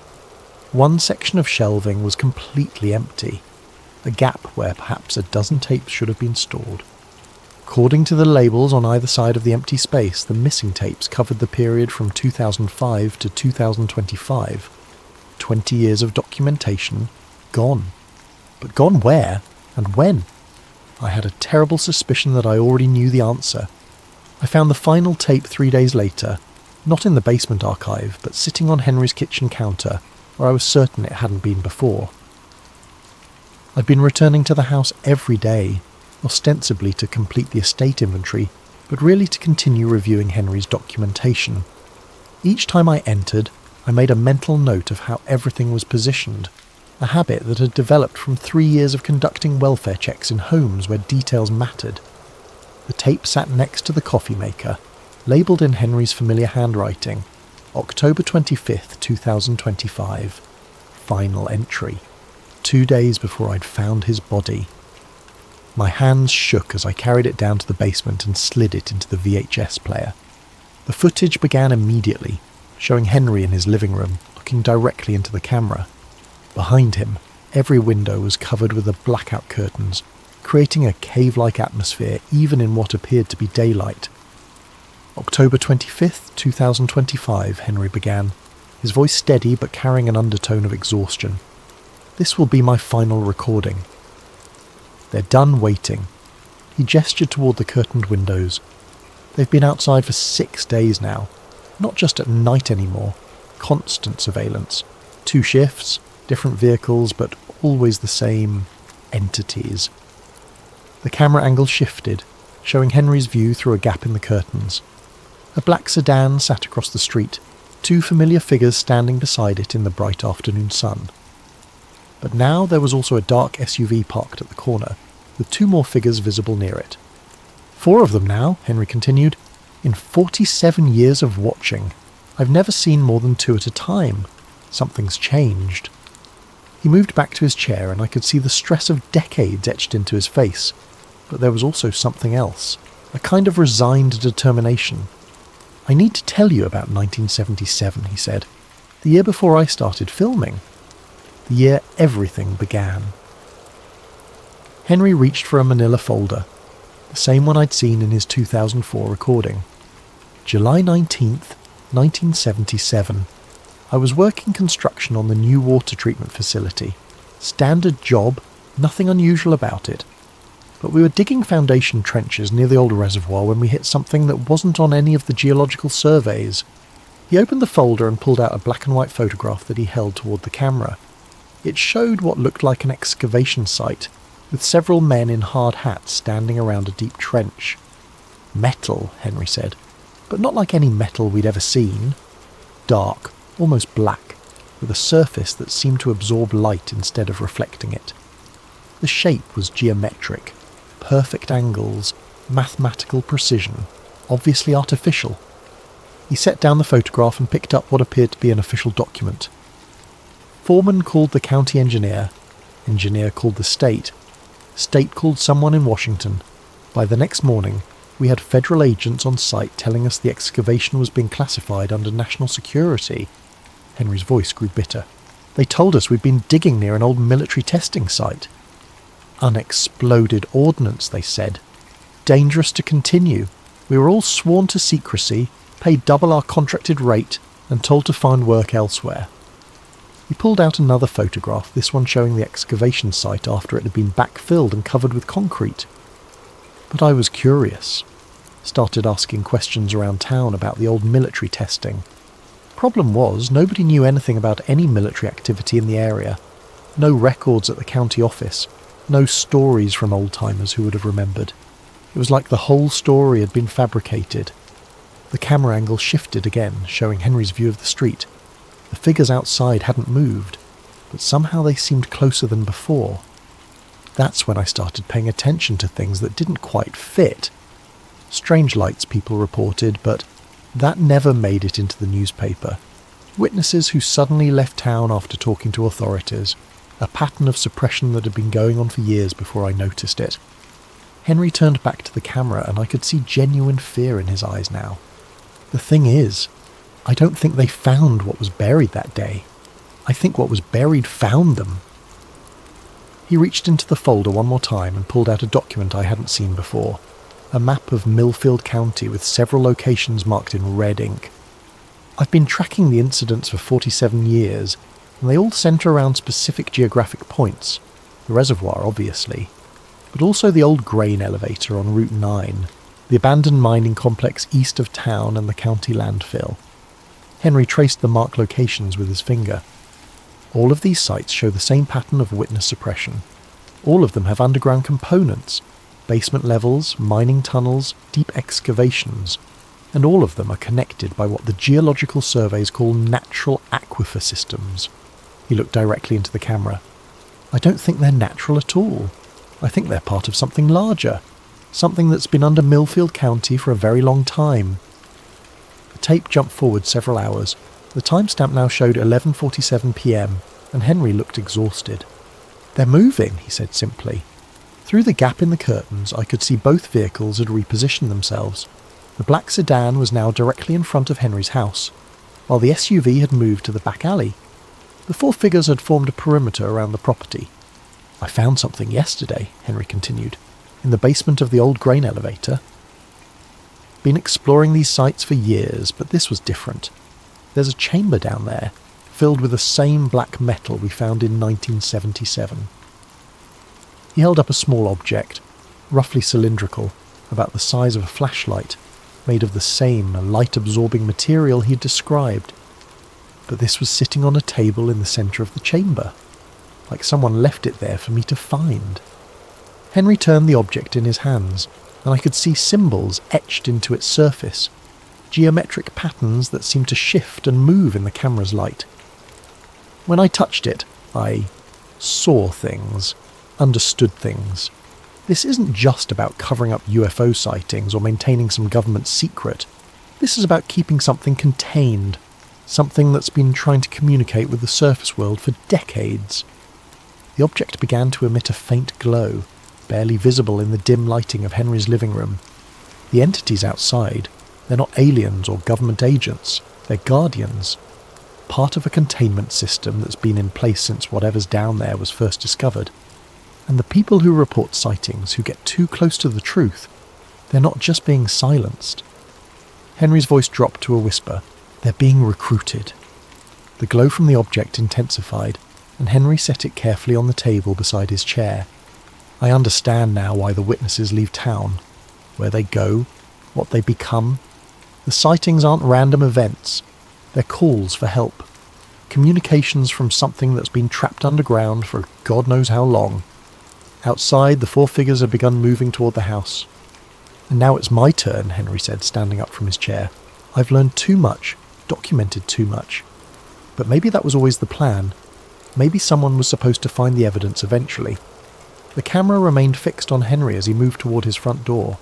Through the curtained windows, I could see flashlight beams moving across the walls.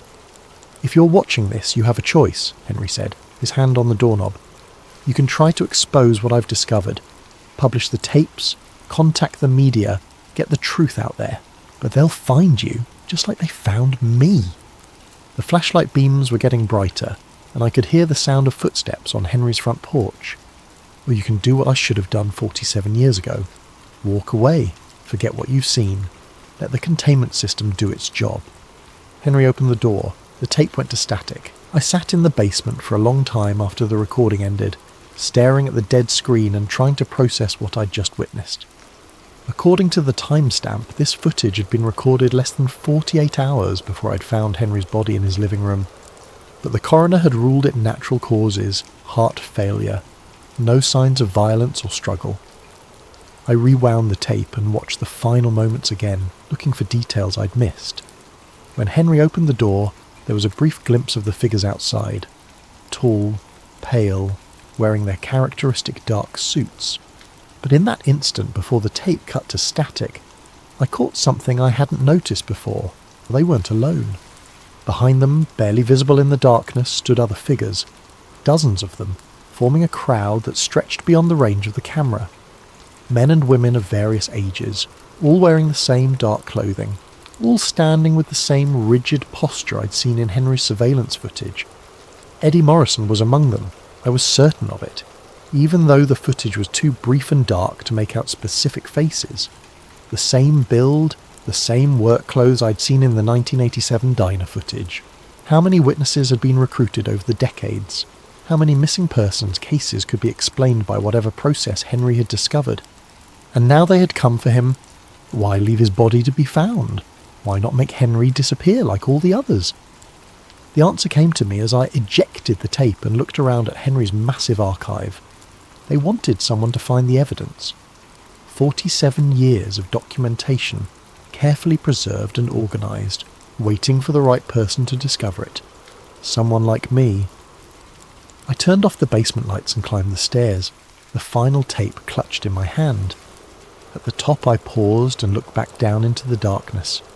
Henry had spent nearly half a century documenting a containment system designed to suppress knowledge of something buried beneath Millfield County. Something that communicated through unexplained phenomena trying to reach the surface world. And now I had become part of that system. The question was, what was I going to do about it? I started asking questions the next day, against every instinct screaming at me to walk away, to forget everything I'd seen in Henry's basement. I began reaching out to people who might have known him.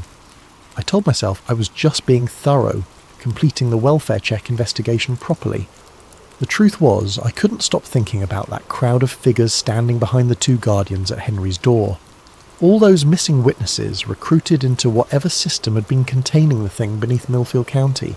My first stop was Mrs. Henderson, the neighbour who had provided Henry's spare key location. She was in her 70s, a retired schoolteacher who had lived on Maple Street for most of her adult life. "Poor Henry," she said, serving me coffee in her immaculate kitchen. "Always seemed like such a troubled man. Paranoid, you know. Always peeking through those awful curtains, writing in those notebooks. Did he ever talk to you about what he was documenting?" Mrs. Henderson pursed her lips. "Oh, he tried to, especially in the early years, going on about government conspiracies and mysterious visitors. I told him he was watching too much television." "What kind of mysterious visitors?" "Men in suits," he claimed. Said they were watching him, intimidating people who reported strange things. Nonsense, of course. This is Millfield County. Nothing mysterious ever happens here. But as she spoke, I noticed her hands trembling slightly as she poured the coffee. And when I asked if she'd ever seen any unusual activity around Henry's house, her answer came too quickly. "Nothing at all. Very quiet neighbourhood. I mind my own business." I left her house with the distinct impression that Mrs. Henderson knew more than she was willing to admit. But whether that was from fear or something else, I couldn't tell. My next stop was the Millfield Gazette, where I hoped to find archives of the UFO reports Henry had referenced in his documentation. The current editor, a young woman named Lisa Parker, was helpful but puzzled. "We don't really cover that kind of story anymore," she said, scrolling through digital archives on her computer. "Liability issues, you know. People make wild claims, we print them, then they sue us when nothing comes of it. What about historical reports? Say from the 1980s or 1990s. Lisa frowned at her screen. "That's strange. We should have digital copies of everything from 1975 forward, but there are gaps, whole weeks missing from some years." She pulled up what appeared to be a filing system showing years and months. Large sections were greyed out, marked as archived or unavailable. "I've never noticed this before," she muttered. "Let me check the physical archives." 20 minutes later, she returned from the basement storage area looking confused. "This doesn't make sense. We have boxes for every year, but some of them are nearly empty, like someone went through and removed specific issues." "Which years?" Lisa consulted her notes. "Scattered throughout the 80s and 90s, and," she paused, checking again, 2001, 2003, 2004. Almost nothing from those years. The same years when Henry's documentation showed increased activity from the Guardians. I thanked Lisa and left the newspaper office, but I could feel her watching me through the front window as I walked to my car. In the reflection of the glass, I caught a glimpse of someone else watching from across the street. A tall figure in a dark suit standing perfectly still beside a black sedan. My heart rate spiked, but when I turned for a direct look, the street was empty. That afternoon, I drove to the Millfield Diner and spoke with the evening manager, an older man named Carl who had worked there for over 20 years. I asked about Eddie Morrison, the maintenance worker from Henry's 1987 footage. "Eddie Morrison," Carl repeated, scratching his head. "Name sounds familiar, but I can't place him. You sure he worked around here?" "He was a regular customer, apparently. Used to come in late at night." Carl's expression changed slightly. "Oh, you mean late shift Eddie? Yeah, I remember him now. Quiet guy, kept to himself, stopped coming around suddenly. Must have been the late 80s or early 90s. Do you know what happened to him? Moved away, I think. People do that sometimes. Get tired of small-town life, head for the city." But Carl avoided eye contact as he spoke, and his voice carried the same forced casualness I'd heard from Mrs. Henderson. I ordered coffee and sat in the same booth where I'd seen Eddie Morrison confronted by the Guardians. The diner felt normal. Typical small-town restaurant with checkered floors and outdated decor. But I found myself studying the other customers, looking for signs of the mechanical behaviour I'd seen in Henry's footage. Nothing seemed unusual until I got up to leave. As I paid my bill, I noticed Carl watching me with an intensity that seemed out of proportion to a simple customer interaction. When our eyes met, he looked away quickly, but not before I caught something in his expression that looked like recognition, like he knew exactly why I was asking questions about Eddie Morrison. I drove home as the sun was setting, checking my rearview mirror constantly for black sedans. The streets of Millfield seemed normal. Light traffic, people heading home from work, kids playing in front yards. But I couldn't shake the feeling that I was being watched. That feeling intensified when I pulled into my driveway. Sitting on my front porch was a manila envelope with my name written on it in block letters. No postmark, no return address. Someone had delivered it by hand. Inside was a single sheet of paper with a typed message. "Stop asking questions about Henry Mallory. Some knowledge is dangerous. This is your only warning." Below the text was a photograph, a black and white image showing me leaving the newspaper office that afternoon. In the background, barely visible in the shadow of a building, stood two tall figures in dark suits. I went inside and deadbolted the door, then checked every window to make sure they were locked. The rational part of my mind insisted that this was just someone playing an elaborate prank, perhaps inspired by Henry's well-known paranoia. But the photograph was real, and the timing, delivered within hours of my investigation, suggested a level of surveillance that went far beyond anything a prankster could manage. I made dinner but couldn't eat it. Every sound outside made me jump. Cars passing, neighbours talking, the wind moving through the trees. Normal suburban noises that suddenly felt threatening.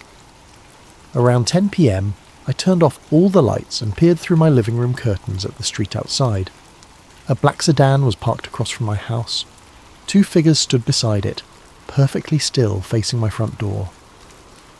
In the dim light from the street lamp, I could make out their characteristic tall, thin builds and dark suits. They weren't trying to hide their presence. If anything, they seemed to want me to see them. I watched for an hour and they never moved, never spoke to each other, never showed any of the restless behaviours that normal surveillance teams would display during a long watch. At 11:15, I decided to test them. I turned on my porch light and stepped outside, making no attempt at stealth. If they were watching me, they would know I was coming. The moment I appeared on my porch, both figures turned their heads toward me with mechanical precision. Even from across the street I could see their pale faces and dark eyes. They stood perfectly aligned, like mirror images of each other. "Can I help you?" I called out, surprised by how steady my voice sounded. They didn't respond, didn't move, just stood there watching me with a kind of absolute stillness that no living person could maintain. I took a step toward the street, and they both took a step backward, maintaining the exact same distance between us. Another step forward, another synchronized step back. It was like some kind of bizarre dance, with invisible rules that kept us in perfect equilibrium. "What do you want?" I shouted. This time one of them, impossible to tell which in the poor lighting, spoke. The voice carried clearly across the distance, but it had an odd quality. Too precise, like someone reading from a script.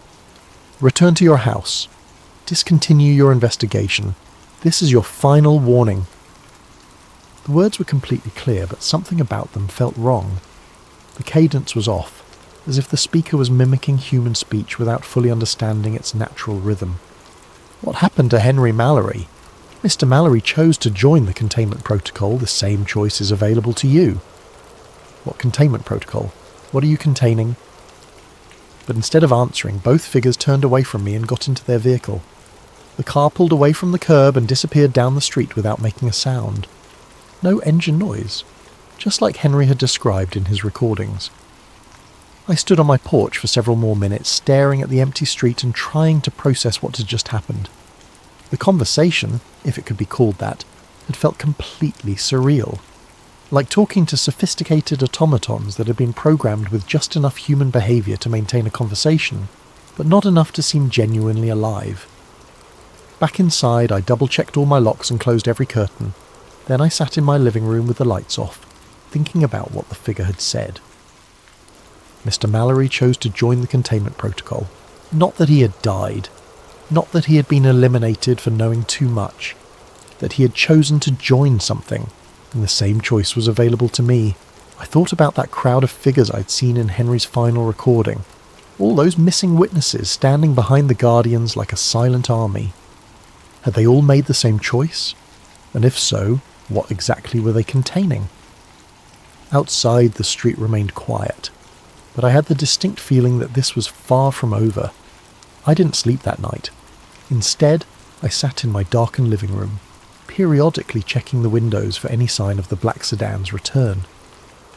Around 3 a.m, I made a decision that would have seemed insane just a week earlier. I was going to document everything just like Henry had. If something happened to me, if I chose to join the containment protocol or simply disappeared like so many witnesses before me, at least there would be a record. I set up my smartphone to record and positioned it on the coffee table, where it could capture both me and the view out my front window. Then I began to tell my story, starting with the welfare check that had led me to Henry Mallory's basement archive. I talked for 2 hours, describing everything I'd seen in his recordings, the pattern of witness intimidation, the strange behaviour of the Guardians, and my own growing certainty that something had been hidden beneath Millfield County for decades.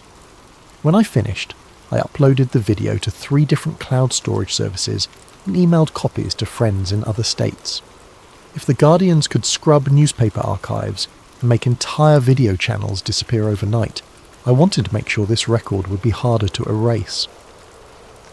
The next morning, I drove to the one location Henry had mentioned that I hadn't yet visited, the old grain elevator on Route 9. The structure had been abandoned for at least 20 years, a massive concrete tower surrounded by rusted storage silos and overgrown with weeds. A chain-link fence topped with barbed wire surrounded the property, but age and weather had created several gaps large enough to slip through. I parked a half-mile away and approached on foot, carrying a flashlight and the smartphone I'd used for my recording the night before. If Henry had found something in the basement of this building, I needed to see it for myself. The main elevator building was 4 stories tall, with broken windows and graffiti covering most of the accessible surfaces. But what I was looking for would be underground, in the basement levels that Henry had mentioned. I found a service entrance on the north side of the building that had been secured with a padlock very similar to the one on Henry's basement door. The lock was old and rusted, and it gave way after several minutes of work with a crowbar I'd brought from my car. The door opened onto a concrete stairwell that descended into absolute darkness. My flashlight beam revealed steps leading down at least 2 levels, with water-stained walls and the musty smell of long abandonment. The first basement level was what I'd expected.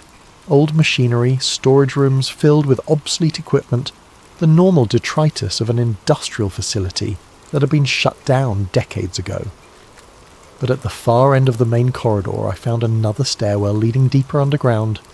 This second basement was different. The walls were made of the same black metal Henry had described from the 1977 excavation. Smooth, geometrically precise surfaces that seemed to absorb my flashlight beam rather than reflect it. The corridor extended in both directions beyond the range of my light, but I could see doorways at regular intervals. I chose the left corridor and began exploring. The first door I came to was standing open, revealing a circular chamber about 20 feet in diameter. The walls, floor and ceiling were all made of the same light-absorbing material, covered with intricate geometric patterns that seemed to shift and move in my flashlight beam. In the centre of the room sat a table, or what I assumed was a table. It was integrated into the floor, rising from the black metal surface like it had been grown rather than built. On top of it lay several objects similar to the cylindrical device Henry had shown in his final recording. I approached carefully, recording everything with my phone. The objects were warm to the touch, despite the cold temperature of the underground chamber. As I picked up one of them, symbols began to appear on its surface, the same geometric patterns that covered the walls. Then I heard voices, human voices coming from deeper in the corridor. Multiple people engaged in what sounded like a conversation, though I couldn't make out words from this distance. I turned off my flashlight and followed the sound, using my phone screen to provide just enough illumination to avoid walking into walls. The voices grew clearer as I approached, and I began to recognise what I was hearing. It was Henry's voice, along with others I didn't recognise, all speaking in the same measured, precise cadence I'd heard from the guardian outside my house the night before. The corridor ended in a much larger chamber, this one filled with what looked like workstations. Dozens of people sat at tables similar to the one I'd found in the smaller room, all handling the cylindrical objects, all speaking in those same careful, scripted voices. I recognised several faces from Henry's documentation. Eddie Morrison was there, looking exactly as he had in the 1987 diner footage, despite nearly 40 years having passed. The young college student from the 2003 recording sat at a nearby table, also unchanged by time, and at the centre of the chamber, directing the activities with quiet authority, was Henry Mallory. He looked up from his work as I entered the chamber, and our eyes met across the room. For a moment his expression showed a flicker of the man I'd seen in the basement recordings. Frightened, desperate, human. Then it shifted to the same blank efficiency I'd observed in all the others. "Jamie," he said, his voice carrying that odd precision, "we've been expecting you." I took an involuntary step backward, but found my path blocked by 2 familiar figures. The guardians from my front porch stood behind me, their pale faces showing no emotion. "You have questions," Henry continued, standing up from his workstation. "That's natural. I had questions too when I first discovered this place." "What is this?" I managed to ask. "What are you doing down here?" "We're maintaining the containment," Henry said, gesturing around the chamber, "preventing the surface world from learning about what lies beneath. It's important work." Necessary work. You're dead, I said. I found your body. The coroner ruled it natural causes. Henry smiled, but it was wrong somehow. Too wide, too controlled. Death is just another transition. Another form of service.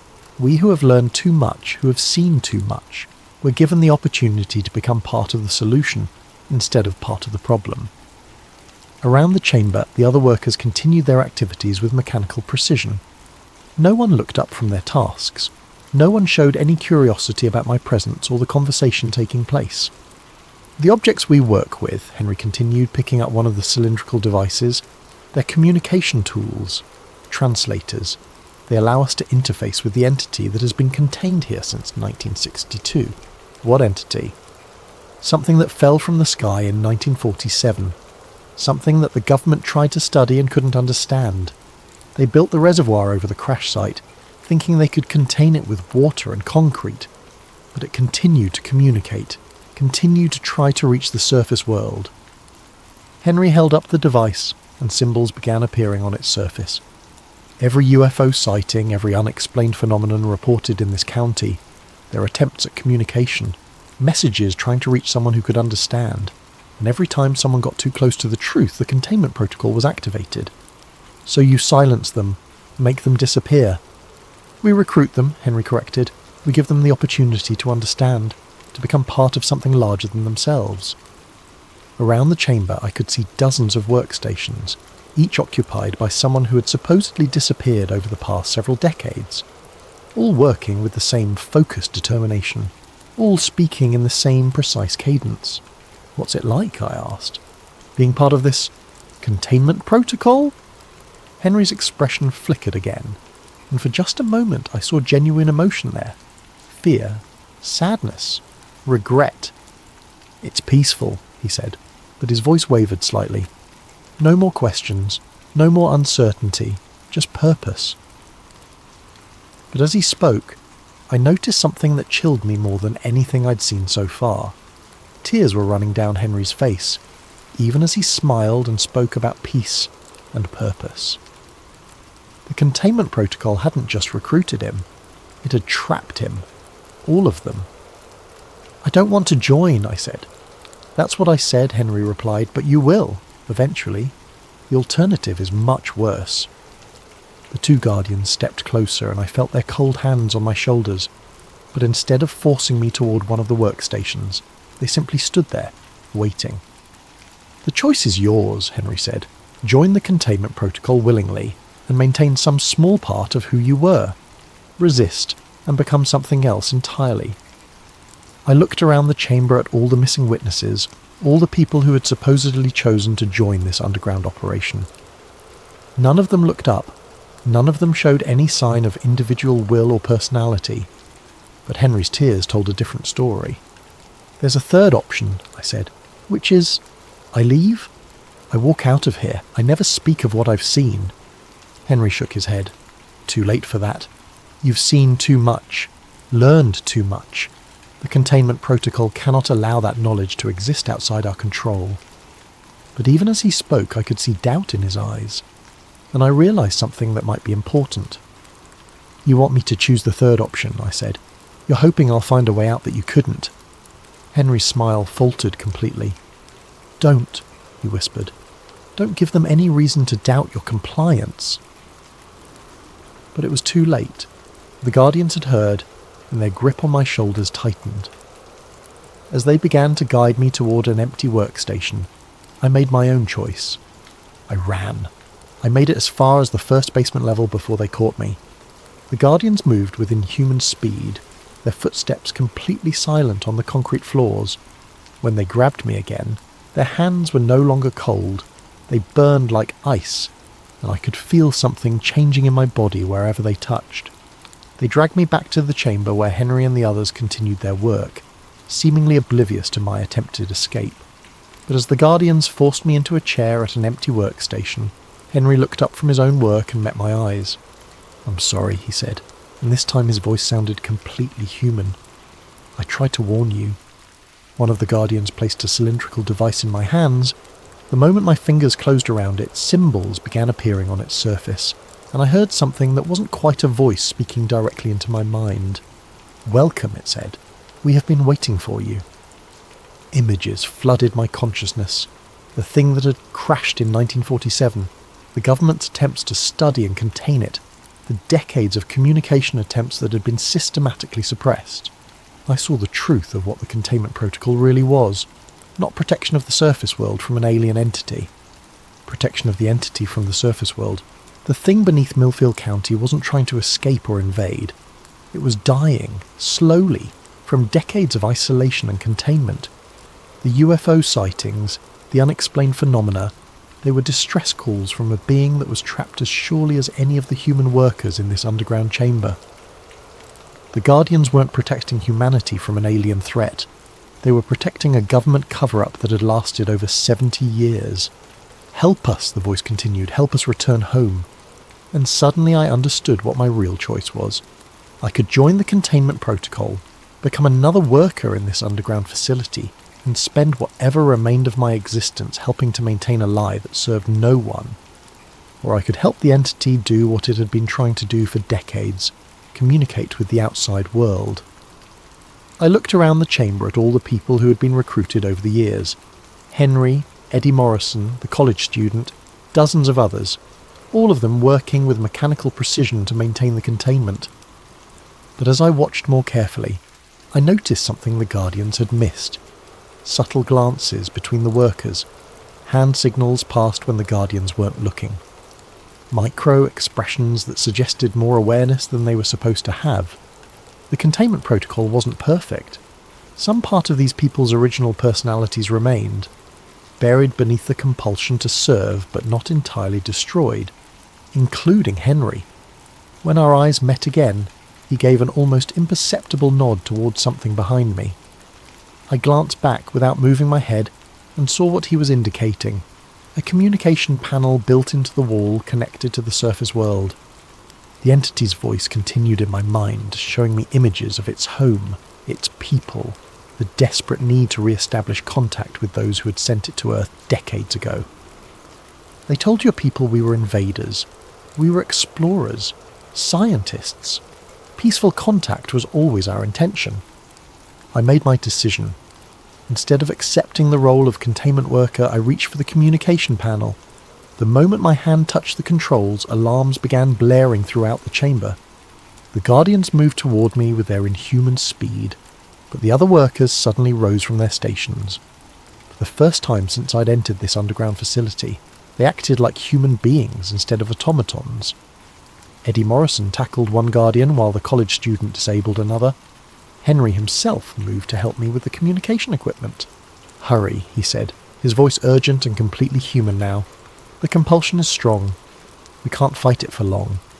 I input the emergency broadcast codes I'd learned during my county training, patching the chamber's communication system into every radio and television frequency in the area. Then I stepped back and let the entity speak for itself. The broadcast lasted exactly 17 minutes. 17 minutes of first contact, broadcast live across 3 counties. The entity's voice translated through the cylindrical devices, speaking directly to anyone who was listening, explaining its peaceful intentions, its decades of imprisonment, its desperate need to return home. The Guardians eventually overcame the resistance of the recruited workers and shut down the broadcast, but it was too late. The truth was out there, recorded on hundreds of devices, witnessed by thousands of people. For the first time in over 70 years, the containment protocol had failed. The aftermath was swift and brutal. Within hours, the entire underground facility was evacuated by federal agents. The recruited workers, including Henry, were transferred to undisclosed locations. The grain elevator was demolished and the site covered with concrete. Official sources claimed the broadcast had been an elaborate hoax, possibly connected to terrorist activity. Anyone who tried to share recordings found their files corrupted or their accounts suspended. The story disappeared from news coverage within 48 hours, but not completely. I escaped during the evacuation, slipping away while the agents were focused on securing the facility and transporting the workers.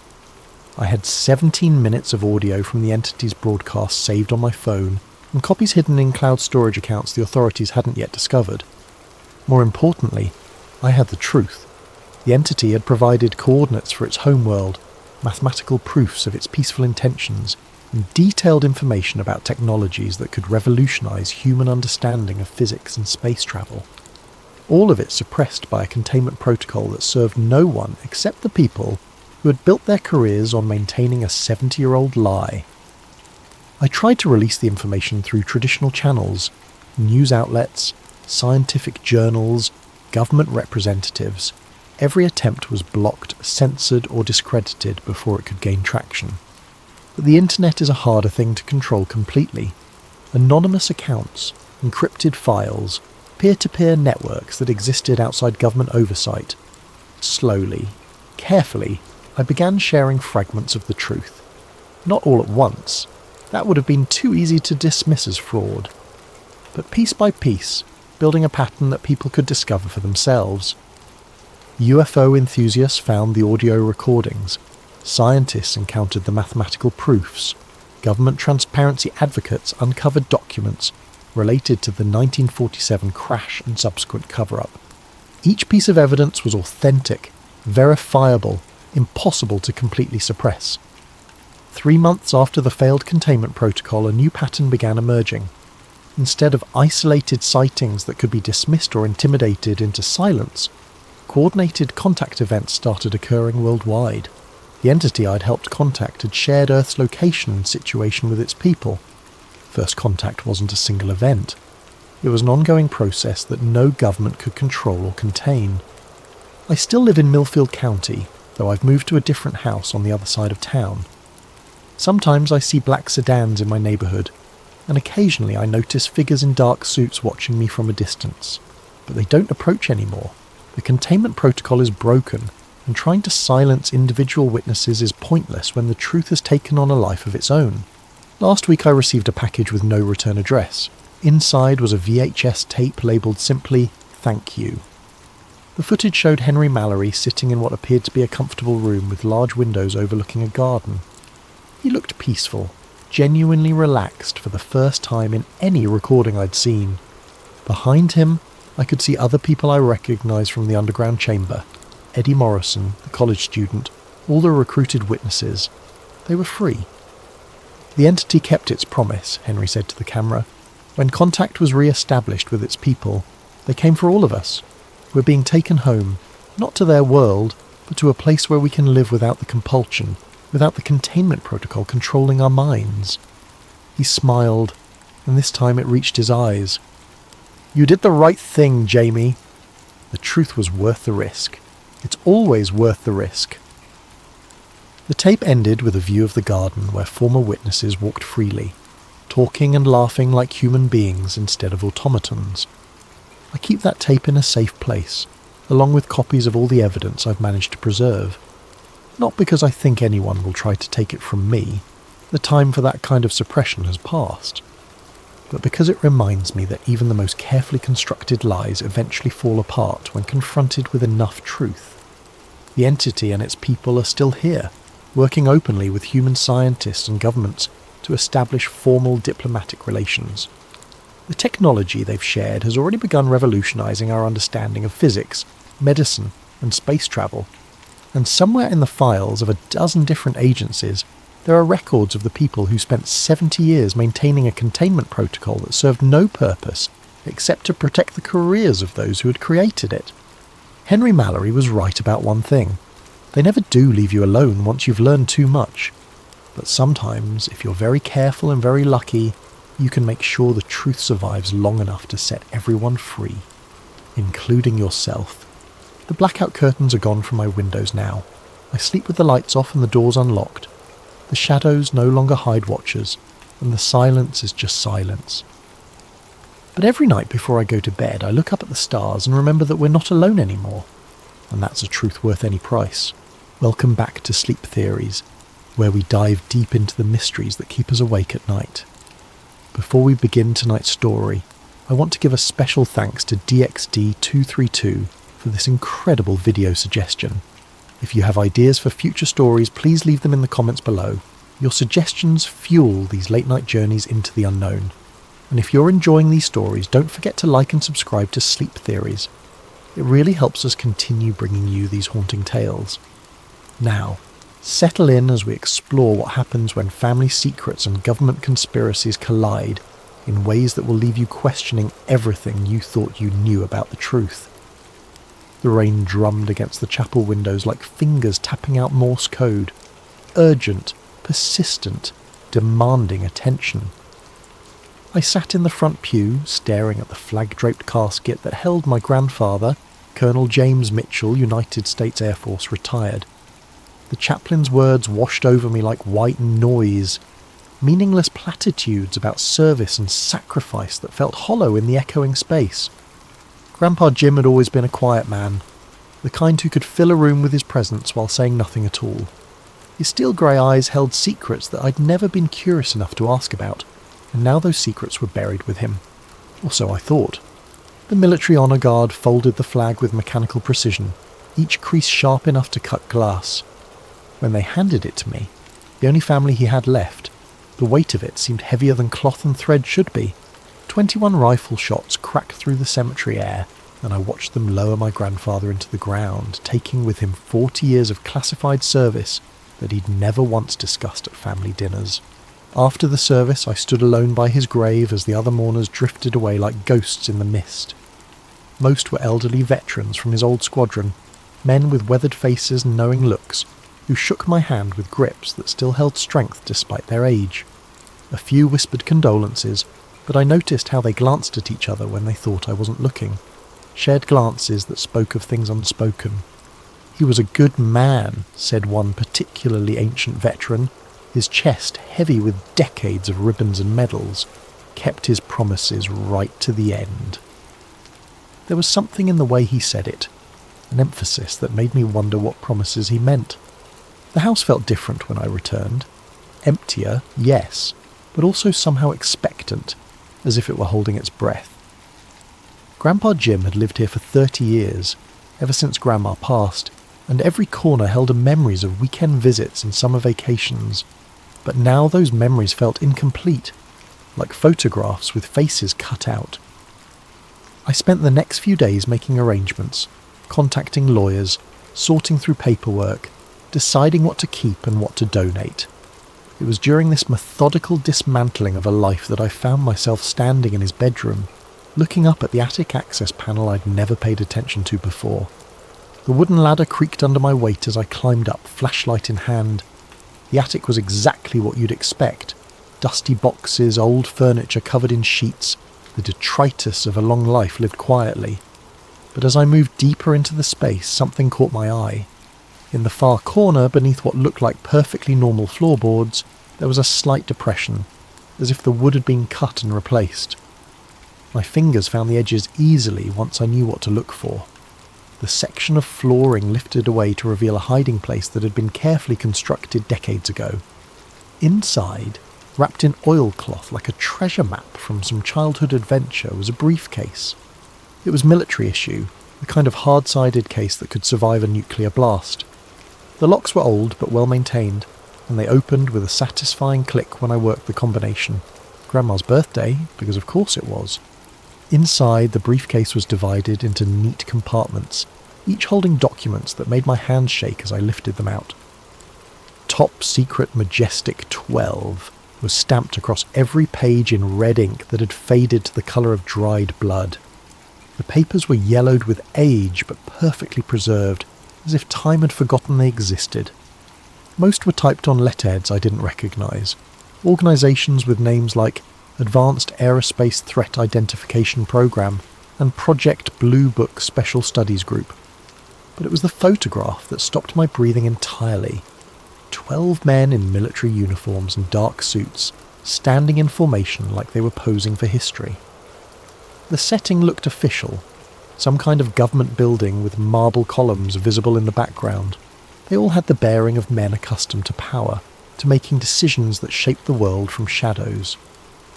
I recognised a few faces from history books, General Nathan Twining, Admiral Roscoe Hillenkoetter, officials whose names I'd heard in connection with early UFO investigations.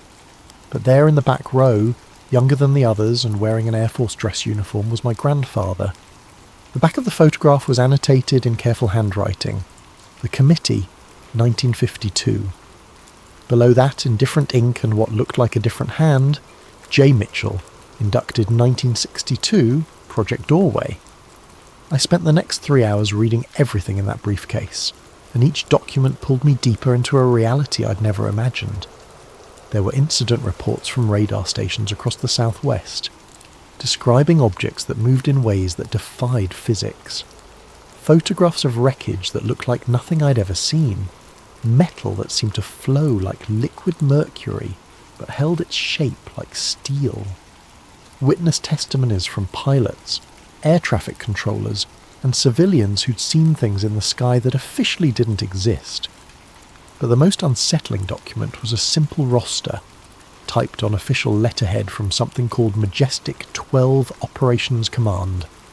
12 names were listed in alphabetical order, each followed by their service branch rank and what appeared to be a security clearance level that went beyond anything in the public domain. Most of the names I could research later, generals and admirals, a few scientists from Los Alamos and the Jet Propulsion Laboratory, men who'd built America's military-industrial complex from the ground up. But one name, the 7th on the list, was completely blacked out with what looked like permanent marker. Even on a document that was clearly decades old, someone had taken the time to obscure that particular identity. At the bottom of the page, handwritten in my grandfather's distinctive script, was an addition. James R. Mitchell, Colonel, USAF, inducted March. 15, 1962. Clearance level, Umbra. The date meant something. 1962 was the year my father was born, the year my grandparents bought this house. It was when Grandpa Jim's career took a sudden upward trajectory that I'd never really questioned before. One day he was a squadron commander at a routine airbase. The next he was being reassigned to positions that sounded important, but which he never talked about. Liaison work, he'd always said when I asked. Coordinating between different departments. Now I understood that his vague answers hadn't been modesty. They'd been security protocols. The more I read, the more questions multiplied. There were references to recovered materials and non-terrestrial technology. Meeting minutes discussed containment procedures and public information management. One particularly chilling memo, dated 1963, discussed the termination protocols for individuals who posed security risks to the program. But what disturbed me most was how recent some of the documents were. The briefcase contained papers dating all the way up to 1995, 3 years before my grandfather's official retirement. Whatever Majestic 12 was, it hadn't ended with the Cold War. I photographed everything with my phone, then carefully returned each document to its place. The briefcase went back into its hiding spot, and I replaced the floorboard exactly as I'd found it. But even as I tried to restore normalcy, I knew there was no going back. The questions were already consuming me. That night, I couldn't sleep. I lay in my grandfather's guest room, my room now, I supposed, and stared at the ceiling while rain continued its Morse code against the windows. Every shadow seemed to hold secrets. Every sound might be footsteps from people who knew I'd found what I wasn't supposed to find. By morning, I'd made a decision that would change everything. My friend Marcus worked as a contractor for the Department of Defense, something involving cybersecurity that he was deliberately vague about. We'd known each other since college, and I trusted him more than anyone else in my life. If anyone could help me understand what I'd found, it would be him. We met at a coffee shop downtown, one of those places that stayed busy enough to provide cover for conversation. I'd brought printouts of a few of the less sensitive documents. Nothing that mentioned names or specific operations, just enough to give him context. Marcus studied the papers with the intensity of someone who knew what to look for. His expression grew increasingly troubled as he read, and when he finally looked up, there was something in his eyes I'd never seen before. Fear. "Where did you get these?" he asked, his voice barely above a whisper. "My grandfather's attic." "Marcus, is this real?" He glanced around the coffee shop, then leaned closer. "Do you have any idea what you're dealing with here? These classifications, I've never seen anything like them. Umbra clearance? That's not supposed to exist. but it does exist. That's the problem. He gathered the papers and handed them back to me. Listen to me very carefully. Go home, burn these, and never mention them to anyone again. Marcus --. I'm serious. There are things the government doesn't want people to know, and there are things the government will kill people to keep secret. This feels like the second kind. His words should have scared me away. Instead, they had the opposite effect. The journalist in me, the part that had driven me to a career in investigative reporting before I'd settled into the comfortable mediocrity of freelance writing, suddenly awakened after years of dormancy. What if I don't want to let this go? Marcus stared at me for a long moment, then shook his head. Then you're on your own. And whatever happens next, we never had this conversation. He left his coffee unfinished and walked out, leaving me alone with questions that felt heavier than they had before. But I'd expected this reaction. Anyone who worked within the system would be trained to avoid anything that could compromise their clearance or their career. I needed to find someone who operated outside those constraints. I spent the afternoon researching Majestic 12 online, falling down rabbit holes that led to conspiracy forums, declassified documents, and academic papers about government secrecy. Most of what I found was speculation and fantasy, but scattered through the noise were threads of genuine research by people who dedicated their lives to uncovering the truth. That evening, I made my second mistake of the week. I called my friend Sarah, a journalist with connections throughout the intelligence community, and asked if she'd ever heard of anything called Majestic 12. The line went silent for so long that I thought the caller dropped. "Where are you hearing that name?" she finally asked. "It's probably nothing. Family history stuff. Meet me tomorrow, not at my office, somewhere public, and don't mention this to anyone else until we talk." The urgency in her voice should have been another warning. Instead, it felt like validation. I wasn't chasing shadows. I was onto something real. But I never made it to that meeting. I woke up at 3 a.m. to the sound of breaking glass. The house was dark, but something was wrong with the darkness. It felt occupied, as if invisible presence was moving through it. I grabbed my phone and tried to call 911, but there was no signal. The landline was dead too. From somewhere below came the sound of footsteps, careful and deliberate. They moved through the house with purpose, as if the intruders knew exactly where they were going. I heard them climbing the stairs to the second floor, then the creak of the attic ladder being lowered. I hid in the bathroom and waited. The sounds from above were methodical, things being moved, floorboards being pried up, the briefcase being opened. They knew exactly where to look. 20 minutes later, the footsteps receded. I heard a vehicle start in the driveway, then fade into the distance. When I finally found the courage to investigate, the attic had been searched thoroughly, but not destructively. Nothing was damaged. Nothing was stolen. They'd simply examined everything and left. But they'd left something behind. On my kitchen table, weighted down by my grandfather's coffee mug, was a single sheet of paper with a message typed in the same font as the documents I'd found. "Return what doesn't belong to you. No one will believe you anyway." The message was unsigned, but the implication was clear. They knew who I was, they knew what I'd found, and they were giving me a chance to walk away quietly. The old me, the careful, risk-averse me, might have taken that chance. But something had changed. Maybe it was reading those documents and realizing that my grandfather had spent decades keeping secrets that could reshape our understanding of reality.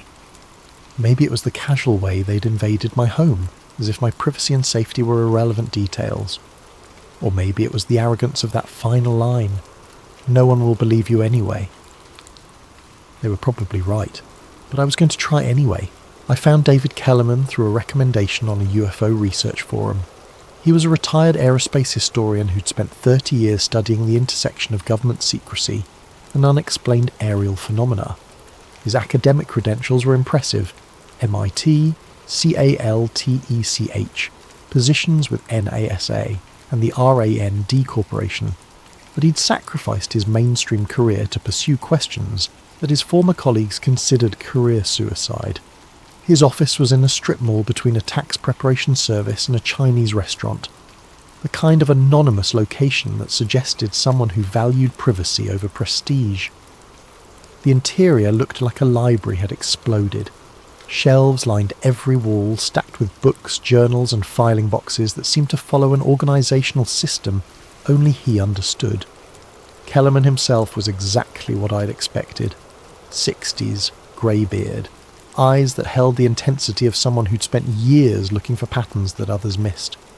He poured coffee from a pot that looked like it had been brewing since the Clinton administration and settled behind a desk covered with documents. "You mentioned Majestic 12 on the phone," he said without preamble. "That's not a term people use casually." I pulled out the photograph I'd found and placed it on his desk. Kellerman's reaction was immediate and startling. He actually recoiled as if I'd shown him something dangerous. "Where did you get this?" "My grandfather's attic. He died last week."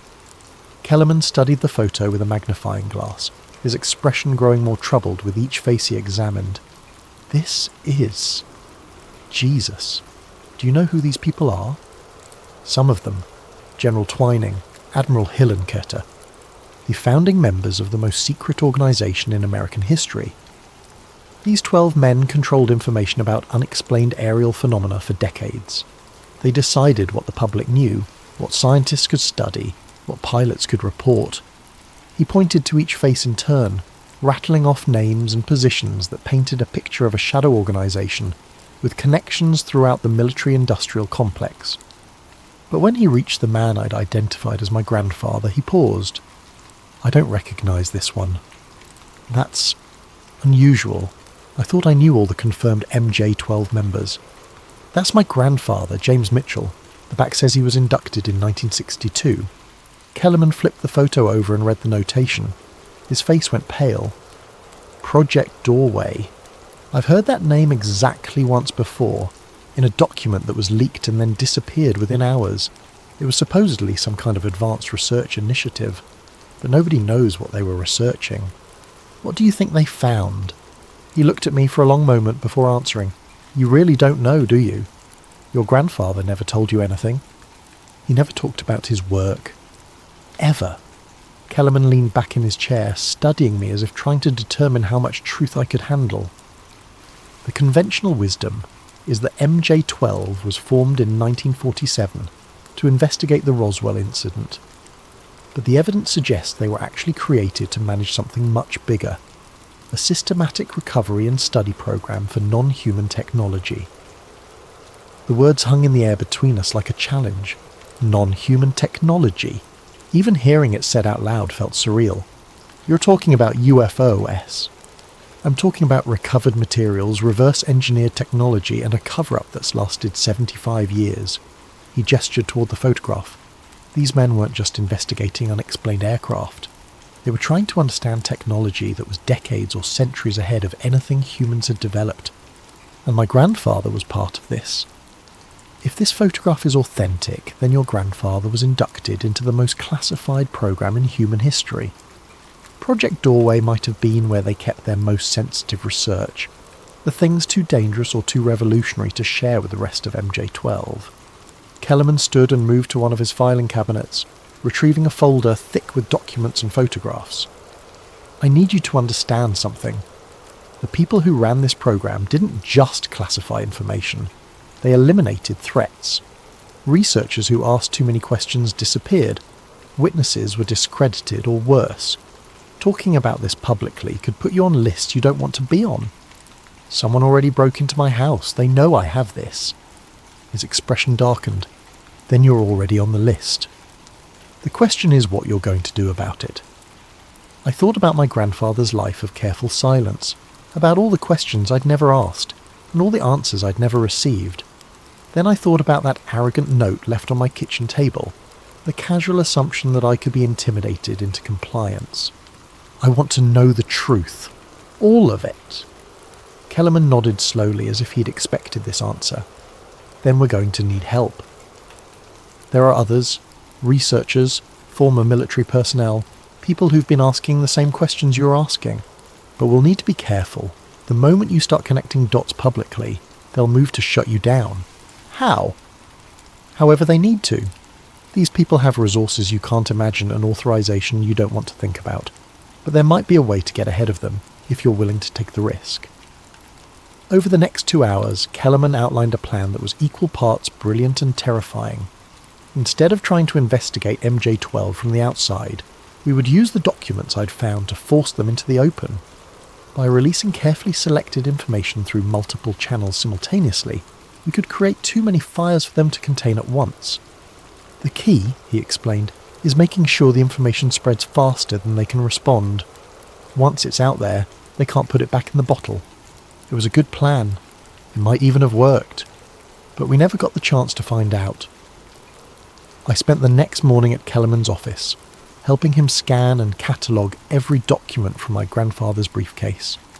We worked methodically, creating multiple backup copies and preparing a release package that would be impossible to suppress completely. The plan was elegant in its simplicity. Simultaneous uploads to WikiLeaks, multiple UFO research organisations, and several mainstream journalists who'd shown interest in government transparency issues. Kellerman had contacts throughout the UFO research community, people who'd spent years waiting for exactly this kind of evidence. Within hours, we had confirmation that major research organisations were prepared to receive and distribute the documents. Everything was in place. At 3 p.m, I uploaded the complete document package to an encrypted file-sharing service that Kellerman had used successfully for previous leaks. The upload took 47 minutes, hundreds of pages of classified documents that would finally expose the truth about decades of government deception. For exactly 12 hours, I felt like we were winning. I woke up the next morning to a house without power, internet or phone service. The silence was so complete that it took me several minutes to realise what was wrong. No humming refrigerator, no digital clocks, no background noise from electronic devices. It was as if someone had cut the house off from the modern world entirely. Outside my bedroom window, a black SUV sat at the curb with its engine running. As I watched, a second vehicle pulled up behind it. Men in dark suits got out and began setting up some kind of equipment. Dishes and antennas that suggested sophisticated surveillance technology. My phone had no signal, but its battery was mysteriously drained despite being plugged in overnight. The landline was completely dead. I was effectively isolated from the outside world, but I wasn't quite ready to panic yet. This could still be intimidation rather than preparation for something worse. That illusion lasted until I tried to check the file-sharing site using my neighbour's Wi-Fi. The documents were gone. In their place was a message that made my blood turn cold. You are now under protective surveillance for your own safety.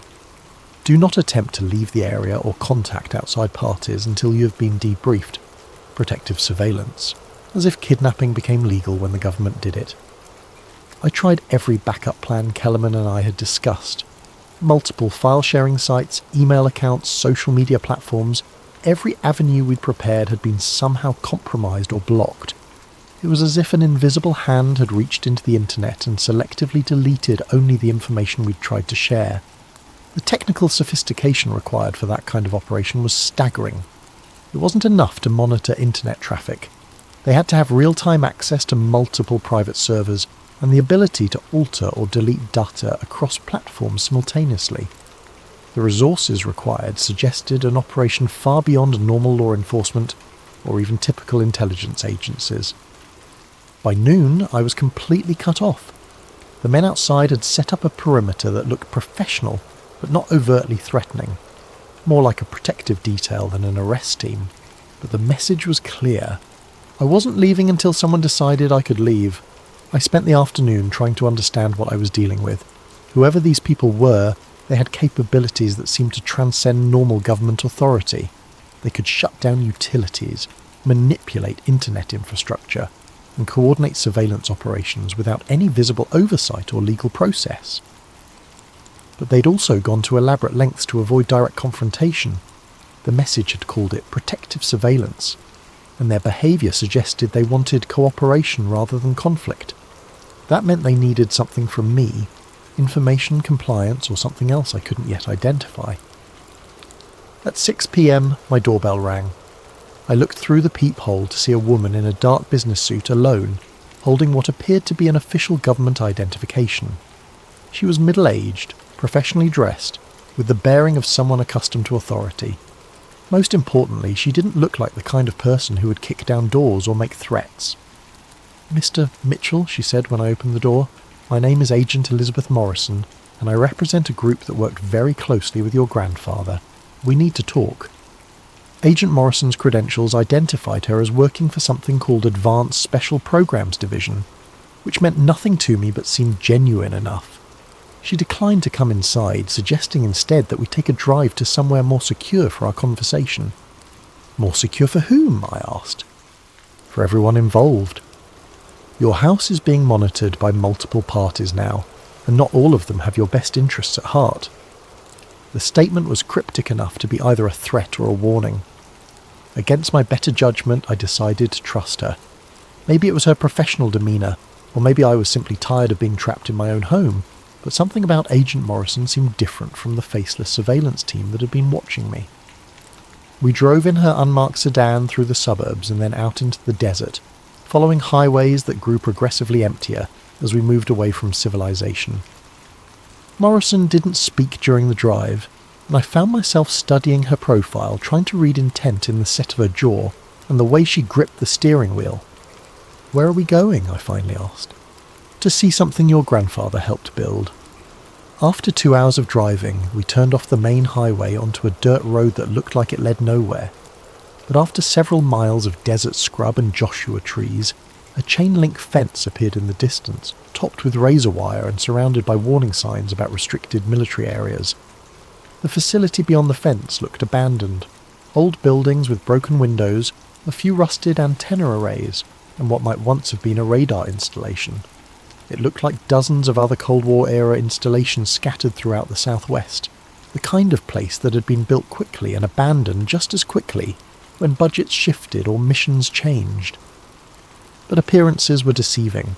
Agent Morrison used a key card to open gates that looked rusty but operated smoothly, and I noticed that despite the apparent abandonment, the roads were well maintained and the power lines were clearly active. What is this place? Officially? A decommissioned early warning station that was closed in 1967. Unofficially, it's been continuously operational for 58 years. She parked in front of the largest building and led me to an entrance that was hidden from casual view. "Your grandfather spent a lot of time here in the 1960s and 70s. The interior was a revelation. Beyond the facade of abandonment was a facility that looked like something from a science fiction movie. Clean corridors with modern lighting, security checkpoints with advanced scanning equipment, and an elevator that descended far deeper than should have been possible in a desert installation." "Welcome to Site 7, Morrison said as the elevator continued its descent. "One of 12 facilities where we study materials that don't officially exist." The elevator opened onto a vast underground complex that stretched in multiple directions. The architecture was utilitarian but clearly expensive. Reinforced concrete, climate control systems, and security measures that suggested whatever was stored here was extremely valuable or extremely dangerous. Morrison led me through corridors lined with laboratories and storage areas, past rooms filled with equipment I couldn't identify, and technicians who barely looked up from their work. The scale of the operation was staggering. This wasn't a small research facility. It was an entire underground city dedicated to purposes I couldn't yet comprehend. "How long has this been here?" "Construction began in 1953, expanded continuously ever since. Your grandfather was one of the original planners. We stopped at a massive vault door that required multiple security protocols to open. Morrison used her keycard, submitted to a retinal scan, and entered a code that was at least 12 digits long. When the door finally opened, I found myself staring into a storage facility that looked like a combination warehouse and museum. The space was filled with display cases, each containing objects that challenged my understanding of physics and engineering. Metal fragments that seemed to shift colour as I watched them. Circuits printed on substrates that looked organic rather than synthetic. Components that hummed with energy despite having no visible power source. "Recovered materials," Morrison explained simply. "Things we've found at crash sites over the past 70 years. I approached the nearest display case and found myself looking at what appeared to be a piece of hull material from some kind of aircraft. But the metal, if it was metal, seemed to flow like liquid while maintaining a solid form. As I watched, patterns appeared and disappeared on its surface, as if it were responding to my presence. What am I looking at? Technology that's decades ahead of anything humans have developed. Materials that don't follow our understanding of physics. Engineering principles we still can't fully comprehend. Case after case contained similar impossible objects. Fragments of machinery that operated on principles beyond current science. Alloys that shouldn't exist.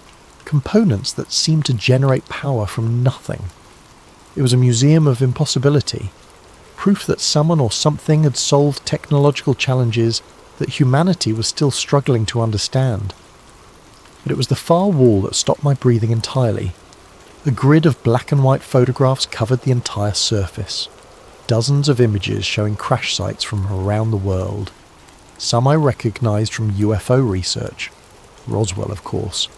But also incidents I'd read about in declassified Air Force documents. Others were completely unfamiliar, showing recovery operations in locations ranging from Arctic tundra to tropical forests. Each photograph was labelled with a date, location, and classification number. The dates ranged from 1947 to just last year, suggesting that whatever was crashing wasn't a historical curiosity but an ongoing phenomenon. 75 years, Morrison said quietly. 75 years of recovered materials, and we're still trying to understand how they work. Who built them? That's the question your grandfather spent his career trying to answer. I was studying a particularly clear photograph of what looked like a disc-shaped craft being loaded onto a military trailer when I heard footsteps behind us. Multiple sets of boots on concrete, moving with military precision. I'm afraid that's all the time we have for the tour, Morrison said, her tone suddenly formal and apologetic. I turned to see 6 soldiers in combat gear entering the vault, weapons lowered but ready. Unlike the surveillance team at my house, these men wore full military uniforms with unit patches I didn't recognise. Hands where we can see them, their leader commanded, though his tone was professional rather than threatening. I raised my hands slowly, trying to process what was happening. Agent Morrison? But Morrison was backing away, her expression genuinely regretful. I'm sorry. I was hoping we could resolve this differently, but the decision has been made at levels above my authority. The soldiers surrounded me without violence, clearly following protocols for handling a cooperative subject. But as they guided me toward the exit, I caught sight of something that made my blood freeze. On the wall of photographs in the bottom right corner was an image I hadn't noticed before. It showed a crash site that looked recent, emergency vehicles, military personnel, and in the background a house that looked suspiciously familiar. My grandfather's house. My house. The photograph was dated 3 days ago, the day after I'd found the briefcase in the attic. They didn't arrest me, but they didn't let me go either. Instead, I found myself in what could generously be called a conference room, but which felt more like an interrogation chamber. Windowless walls, a metal table, and chairs that were designed for function rather than comfort. I sat there for what felt like hours, but was probably only minutes, trying to understand how my search for truth had led to detention in an underground government facility. When the door finally opened, the man who entered looked exactly like what Hollywood would cast as a government spook.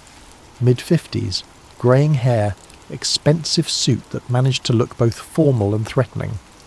He carried a manila folder and moved with the confidence of someone who'd spent decades making decisions that affected other people's lives.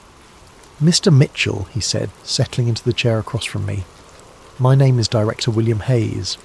I represent the organisation your grandfather served for over 30 years.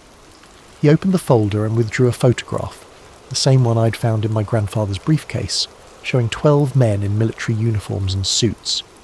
But this copy was different. Instead of my grandfather's handwritten notation on the back, this version had an official stamp and classification marking. Majestic 12, Hayes continued, was never what people thought it was. It wasn't 12 men making decisions about UFO policy. It was 12 seats, positions that have been continuously filled by individuals with specific skills and clearances, and my grandfather held one of those seats. The 12th seat specifically. Your grandfather was recruited in 1962 because of his expertise in aerospace engineering and his security clearance, but also because of his psychological profile. We needed someone who could compartmentalize information and work on projects that challenge conventional understanding of reality. Hayes withdrew another document from the folder, a psychological evaluation with my grandfather's name and photograph. The assessment was thorough and unsettling, analysing everything from his cognitive abilities to his likelihood of developing moral objections to classified work. Project Doorway was your grandfather's primary assignment, Hayes explained. While the rest of MJ12 focused on recovery and analysis of materials, Doorway was tasked with practical application, taking recovered technology and developing human applications. You're talking about reverse engineering? I'm talking about the most advanced research program in human history.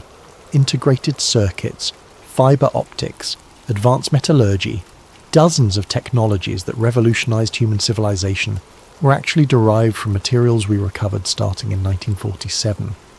The implications were staggering.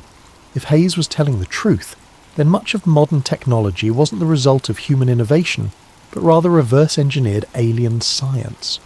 Our computers, our communications, our material science, all of it built on a foundation of borrowed knowledge. Why are you telling me this? Because Majestic 12 never disbanded. It evolved. Hayes leaned forward, his expression becoming more intense.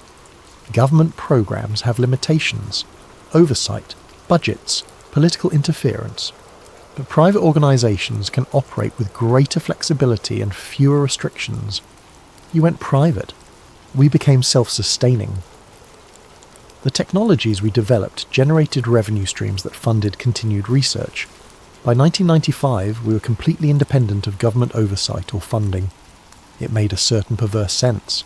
If you could reverse engineer advanced technology, you could patent and license innovations that would generate enormous profits. Those profits could fund more research, more recovery operations, more technological advancement, a self-perpetuating cycle of discovery and development that operated outside normal economic and political constraints. The question, Hayes continued, is what happens now? Your investigation has attracted attention from multiple parties, some friendly, others less so. You have a choice to make. He placed 2 items on the table between us. The first was a standard non-disclosure agreement, the kind of legal document that would bind me to silence about everything I'd seen and learned. The second was a keycard similar to the one Agent Morrison had used to access the facility. Option 1, you sign the NDA, agree never to discuss or investigate this matter further, and return to your normal life. We'll ensure your safety and provide compensation for any inconvenience you've experienced. And option 2, you take the keycard and accept an invitation to join the organisation your grandfather served. The 12th seat has been vacant since his death 3 days ago. The offer was so unexpected that I couldn't immediately process it. You want me to become part of the cover-up? I want you to become part of the solution. Hayes' expression didn't change, but his tone became more urgent. Do you think we've spent 75 years hiding this technology for fun? Do you think we enjoy keeping scientific breakthroughs locked away in underground vaults? Then why do it? Because releasing it too quickly would destabilise human civilization. Imagine if we'd introduced integrated circuit technology in 1950, or revealed anti-gravity principles in 1960. The economic, political and social disruption would have been catastrophic. Hayes stood and moved to a wall-mounted display that I hadn't noticed before. With the touch of a button, it came alive with charts and graphs showing technological advancement over the past century. We've been carefully introducing recovered technology into human civilization for decades, he explained. Each innovation is timed to coincide with humanity's ability to understand and integrate it safely. We're not suppressing progress, we're managing it. The display showed a timeline that was both fascinating and disturbing. Major technological breakthroughs that I'd assumed were human achievements were actually marked as controlled releases of recovered technology. The transistor, laser technology, stealth aircraft design, all of it apparently derived from non-human sources, but introduced gradually to avoid societal shock. Your grandfather understood this, Hayes continued. He spent 30 years helping us determine what humanity was ready to know and when they were ready to know it. The 12th seat has always been responsible for this delicate balance. And if I refuse both options? Hayes returned to his chair and for the first time his professional composure slipped slightly. Then you become a security risk that needs to be managed. We prefer cooperation, but we will protect this program by any means necessary. The threat was politely delivered but unmistakable. I could join them, be silenced by legal agreement, or be silenced by other means. But there was something else in his expression, a hope that I would choose cooperation over coercion. I need time to think. Time is a luxury we don't have. Your investigation has already attracted attention from foreign intelligence services and radical transparency groups. Every hour you remain uncommitted increases the risk of exposure. Hayes withdrew one final document from his folder, an intelligence briefing that showed my photograph alongside analysis of my online activities, social connections and potential security risks. They'd been watching me far longer than I'd realised, probably since the moment I'd mentioned Majestic 12 to Marcus. If you accept the position, you'll have access to technologies that could revolutionise human understanding of physics, energy and space travel. You'll be part of the most important scientific endeavour in history, and if I try to expose what I've learned, then you'll join a long list of people who tried to reveal secrets they didn't understand. Some were discredited, others simply disappeared. A few suffered more creative fates. The casual way he mentioned murder made my skin crawl, but I forced myself to consider the offer objectively. If everything Hayes had told me was true, if there really was recovered non-human technology being slowly integrated into human civilization, then perhaps controlled disclosure was better than chaos. But there was something about the entire setup that felt wrong. The underground facility, the private organisation operating without oversight, the casual threats against anyone who might expose the truth. Even if their intentions were good, the methods felt like something from a totalitarian nightmare. What happened to the other 11 seats? They're still filled. The organisation has evolved, but the structure remains the same. 12 individuals with different specialties working together to manage humanity's relationship with non-terrestrial intelligence. Non-terrestrial intelligence? You're admitting these materials came from aliens. He smiled for the first time since entering the room, but it wasn't a pleasant expression. Mr. Mitchell, that's the least shocking thing you'll learn if you accept this position. I made my decision at 3:47 a.m. on a Tuesday, sitting in my grandfather's kitchen and staring at the keycard Director Hayes had given me. They'd returned me to my house with a 12-hour deadline, promising that my choice would be final and irreversible. The surveillance team was still outside, but their presence had shifted from threatening to protective. Agent Morrison had stopped by earlier to explain that foreign intelligence services were now actively searching for me, having detected the brief leak of classified documents. Whether I joined the organisation or simply signed an NDA, I would need their protection. I'd spent hours reading everything I could find about my grandfather's military service, looking for clues about the man who'd kept such enormous secrets for so many years.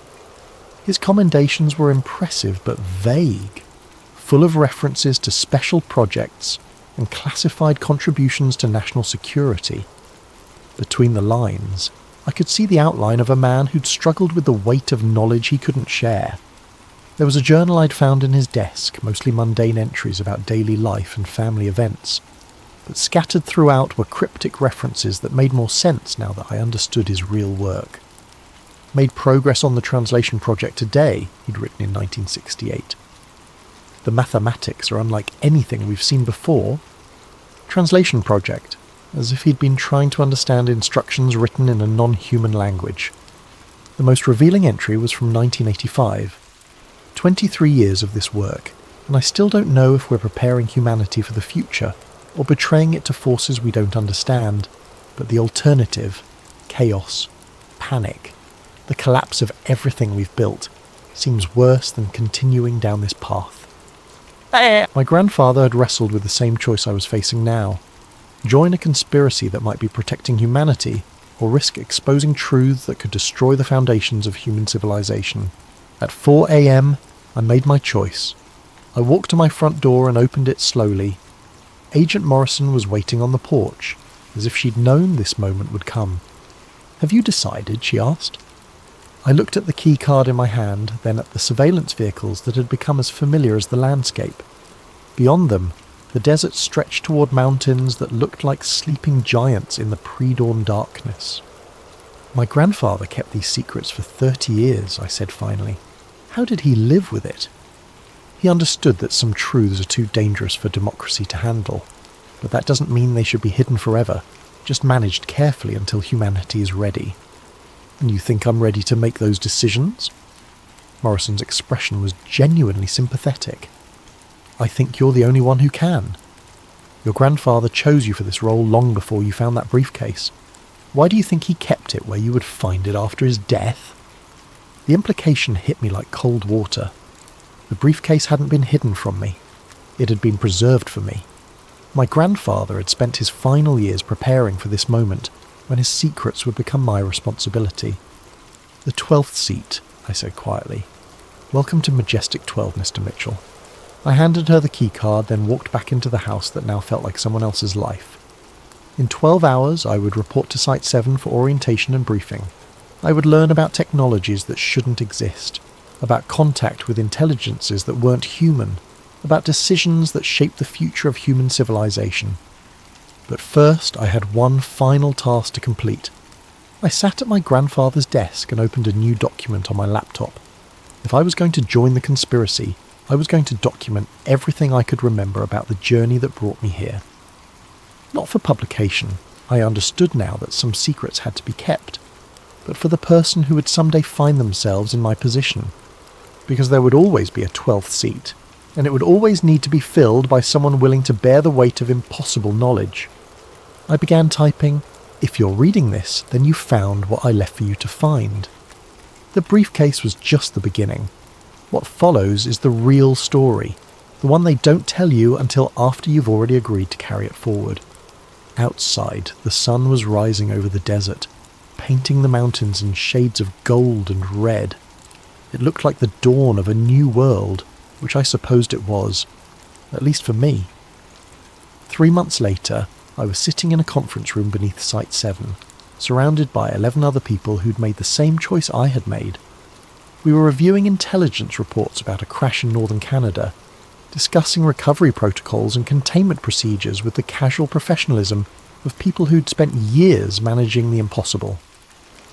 The work was exactly as advertised. Fascinating, terrifying, and absolutely necessary. Every day brought new evidence that humanity was not alone in the universe, and every day brought new decisions about how much of that truth the world was ready to handle. I thought about my grandfather often, wondering if he'd felt the same mix of pride and guilt that consumed me now. We were guardians of humanity's future, protectors of civilization's stability, and keepers of secrets that could transform or destroy everything humans had built. But late at night, when I returned to the house that now felt more like a museum than a home, I sometimes wondered about the road not taken. What if I had chosen transparency over secrecy? What if I had tried to tell the world about recovered technology and non-human intelligence? Would humanity have been ready for that truth? Or would it have torn apart the fabric of civilization, just as Director Hayes had warned? I supposed I would never know. But every morning I woke up and chose to believe that gradual disclosure was better than sudden chaos, that managed truth was better than devastating revelation. After all, that's what the 12th seat was for, to make the hard choices so others didn't have to. And if someday I was wrong, if the secrecy caused more harm than transparency would have, well, hopefully the person who inherited my position would be wiser than I had been. The briefcase was waiting in the attic, exactly where my grandfather had left it, exactly where I would leave it when my time came. Along with a letter that began, "If you're reading this, then you found what I left for you to find." Some traditions, it seemed, were worth preserving, even the secret ones.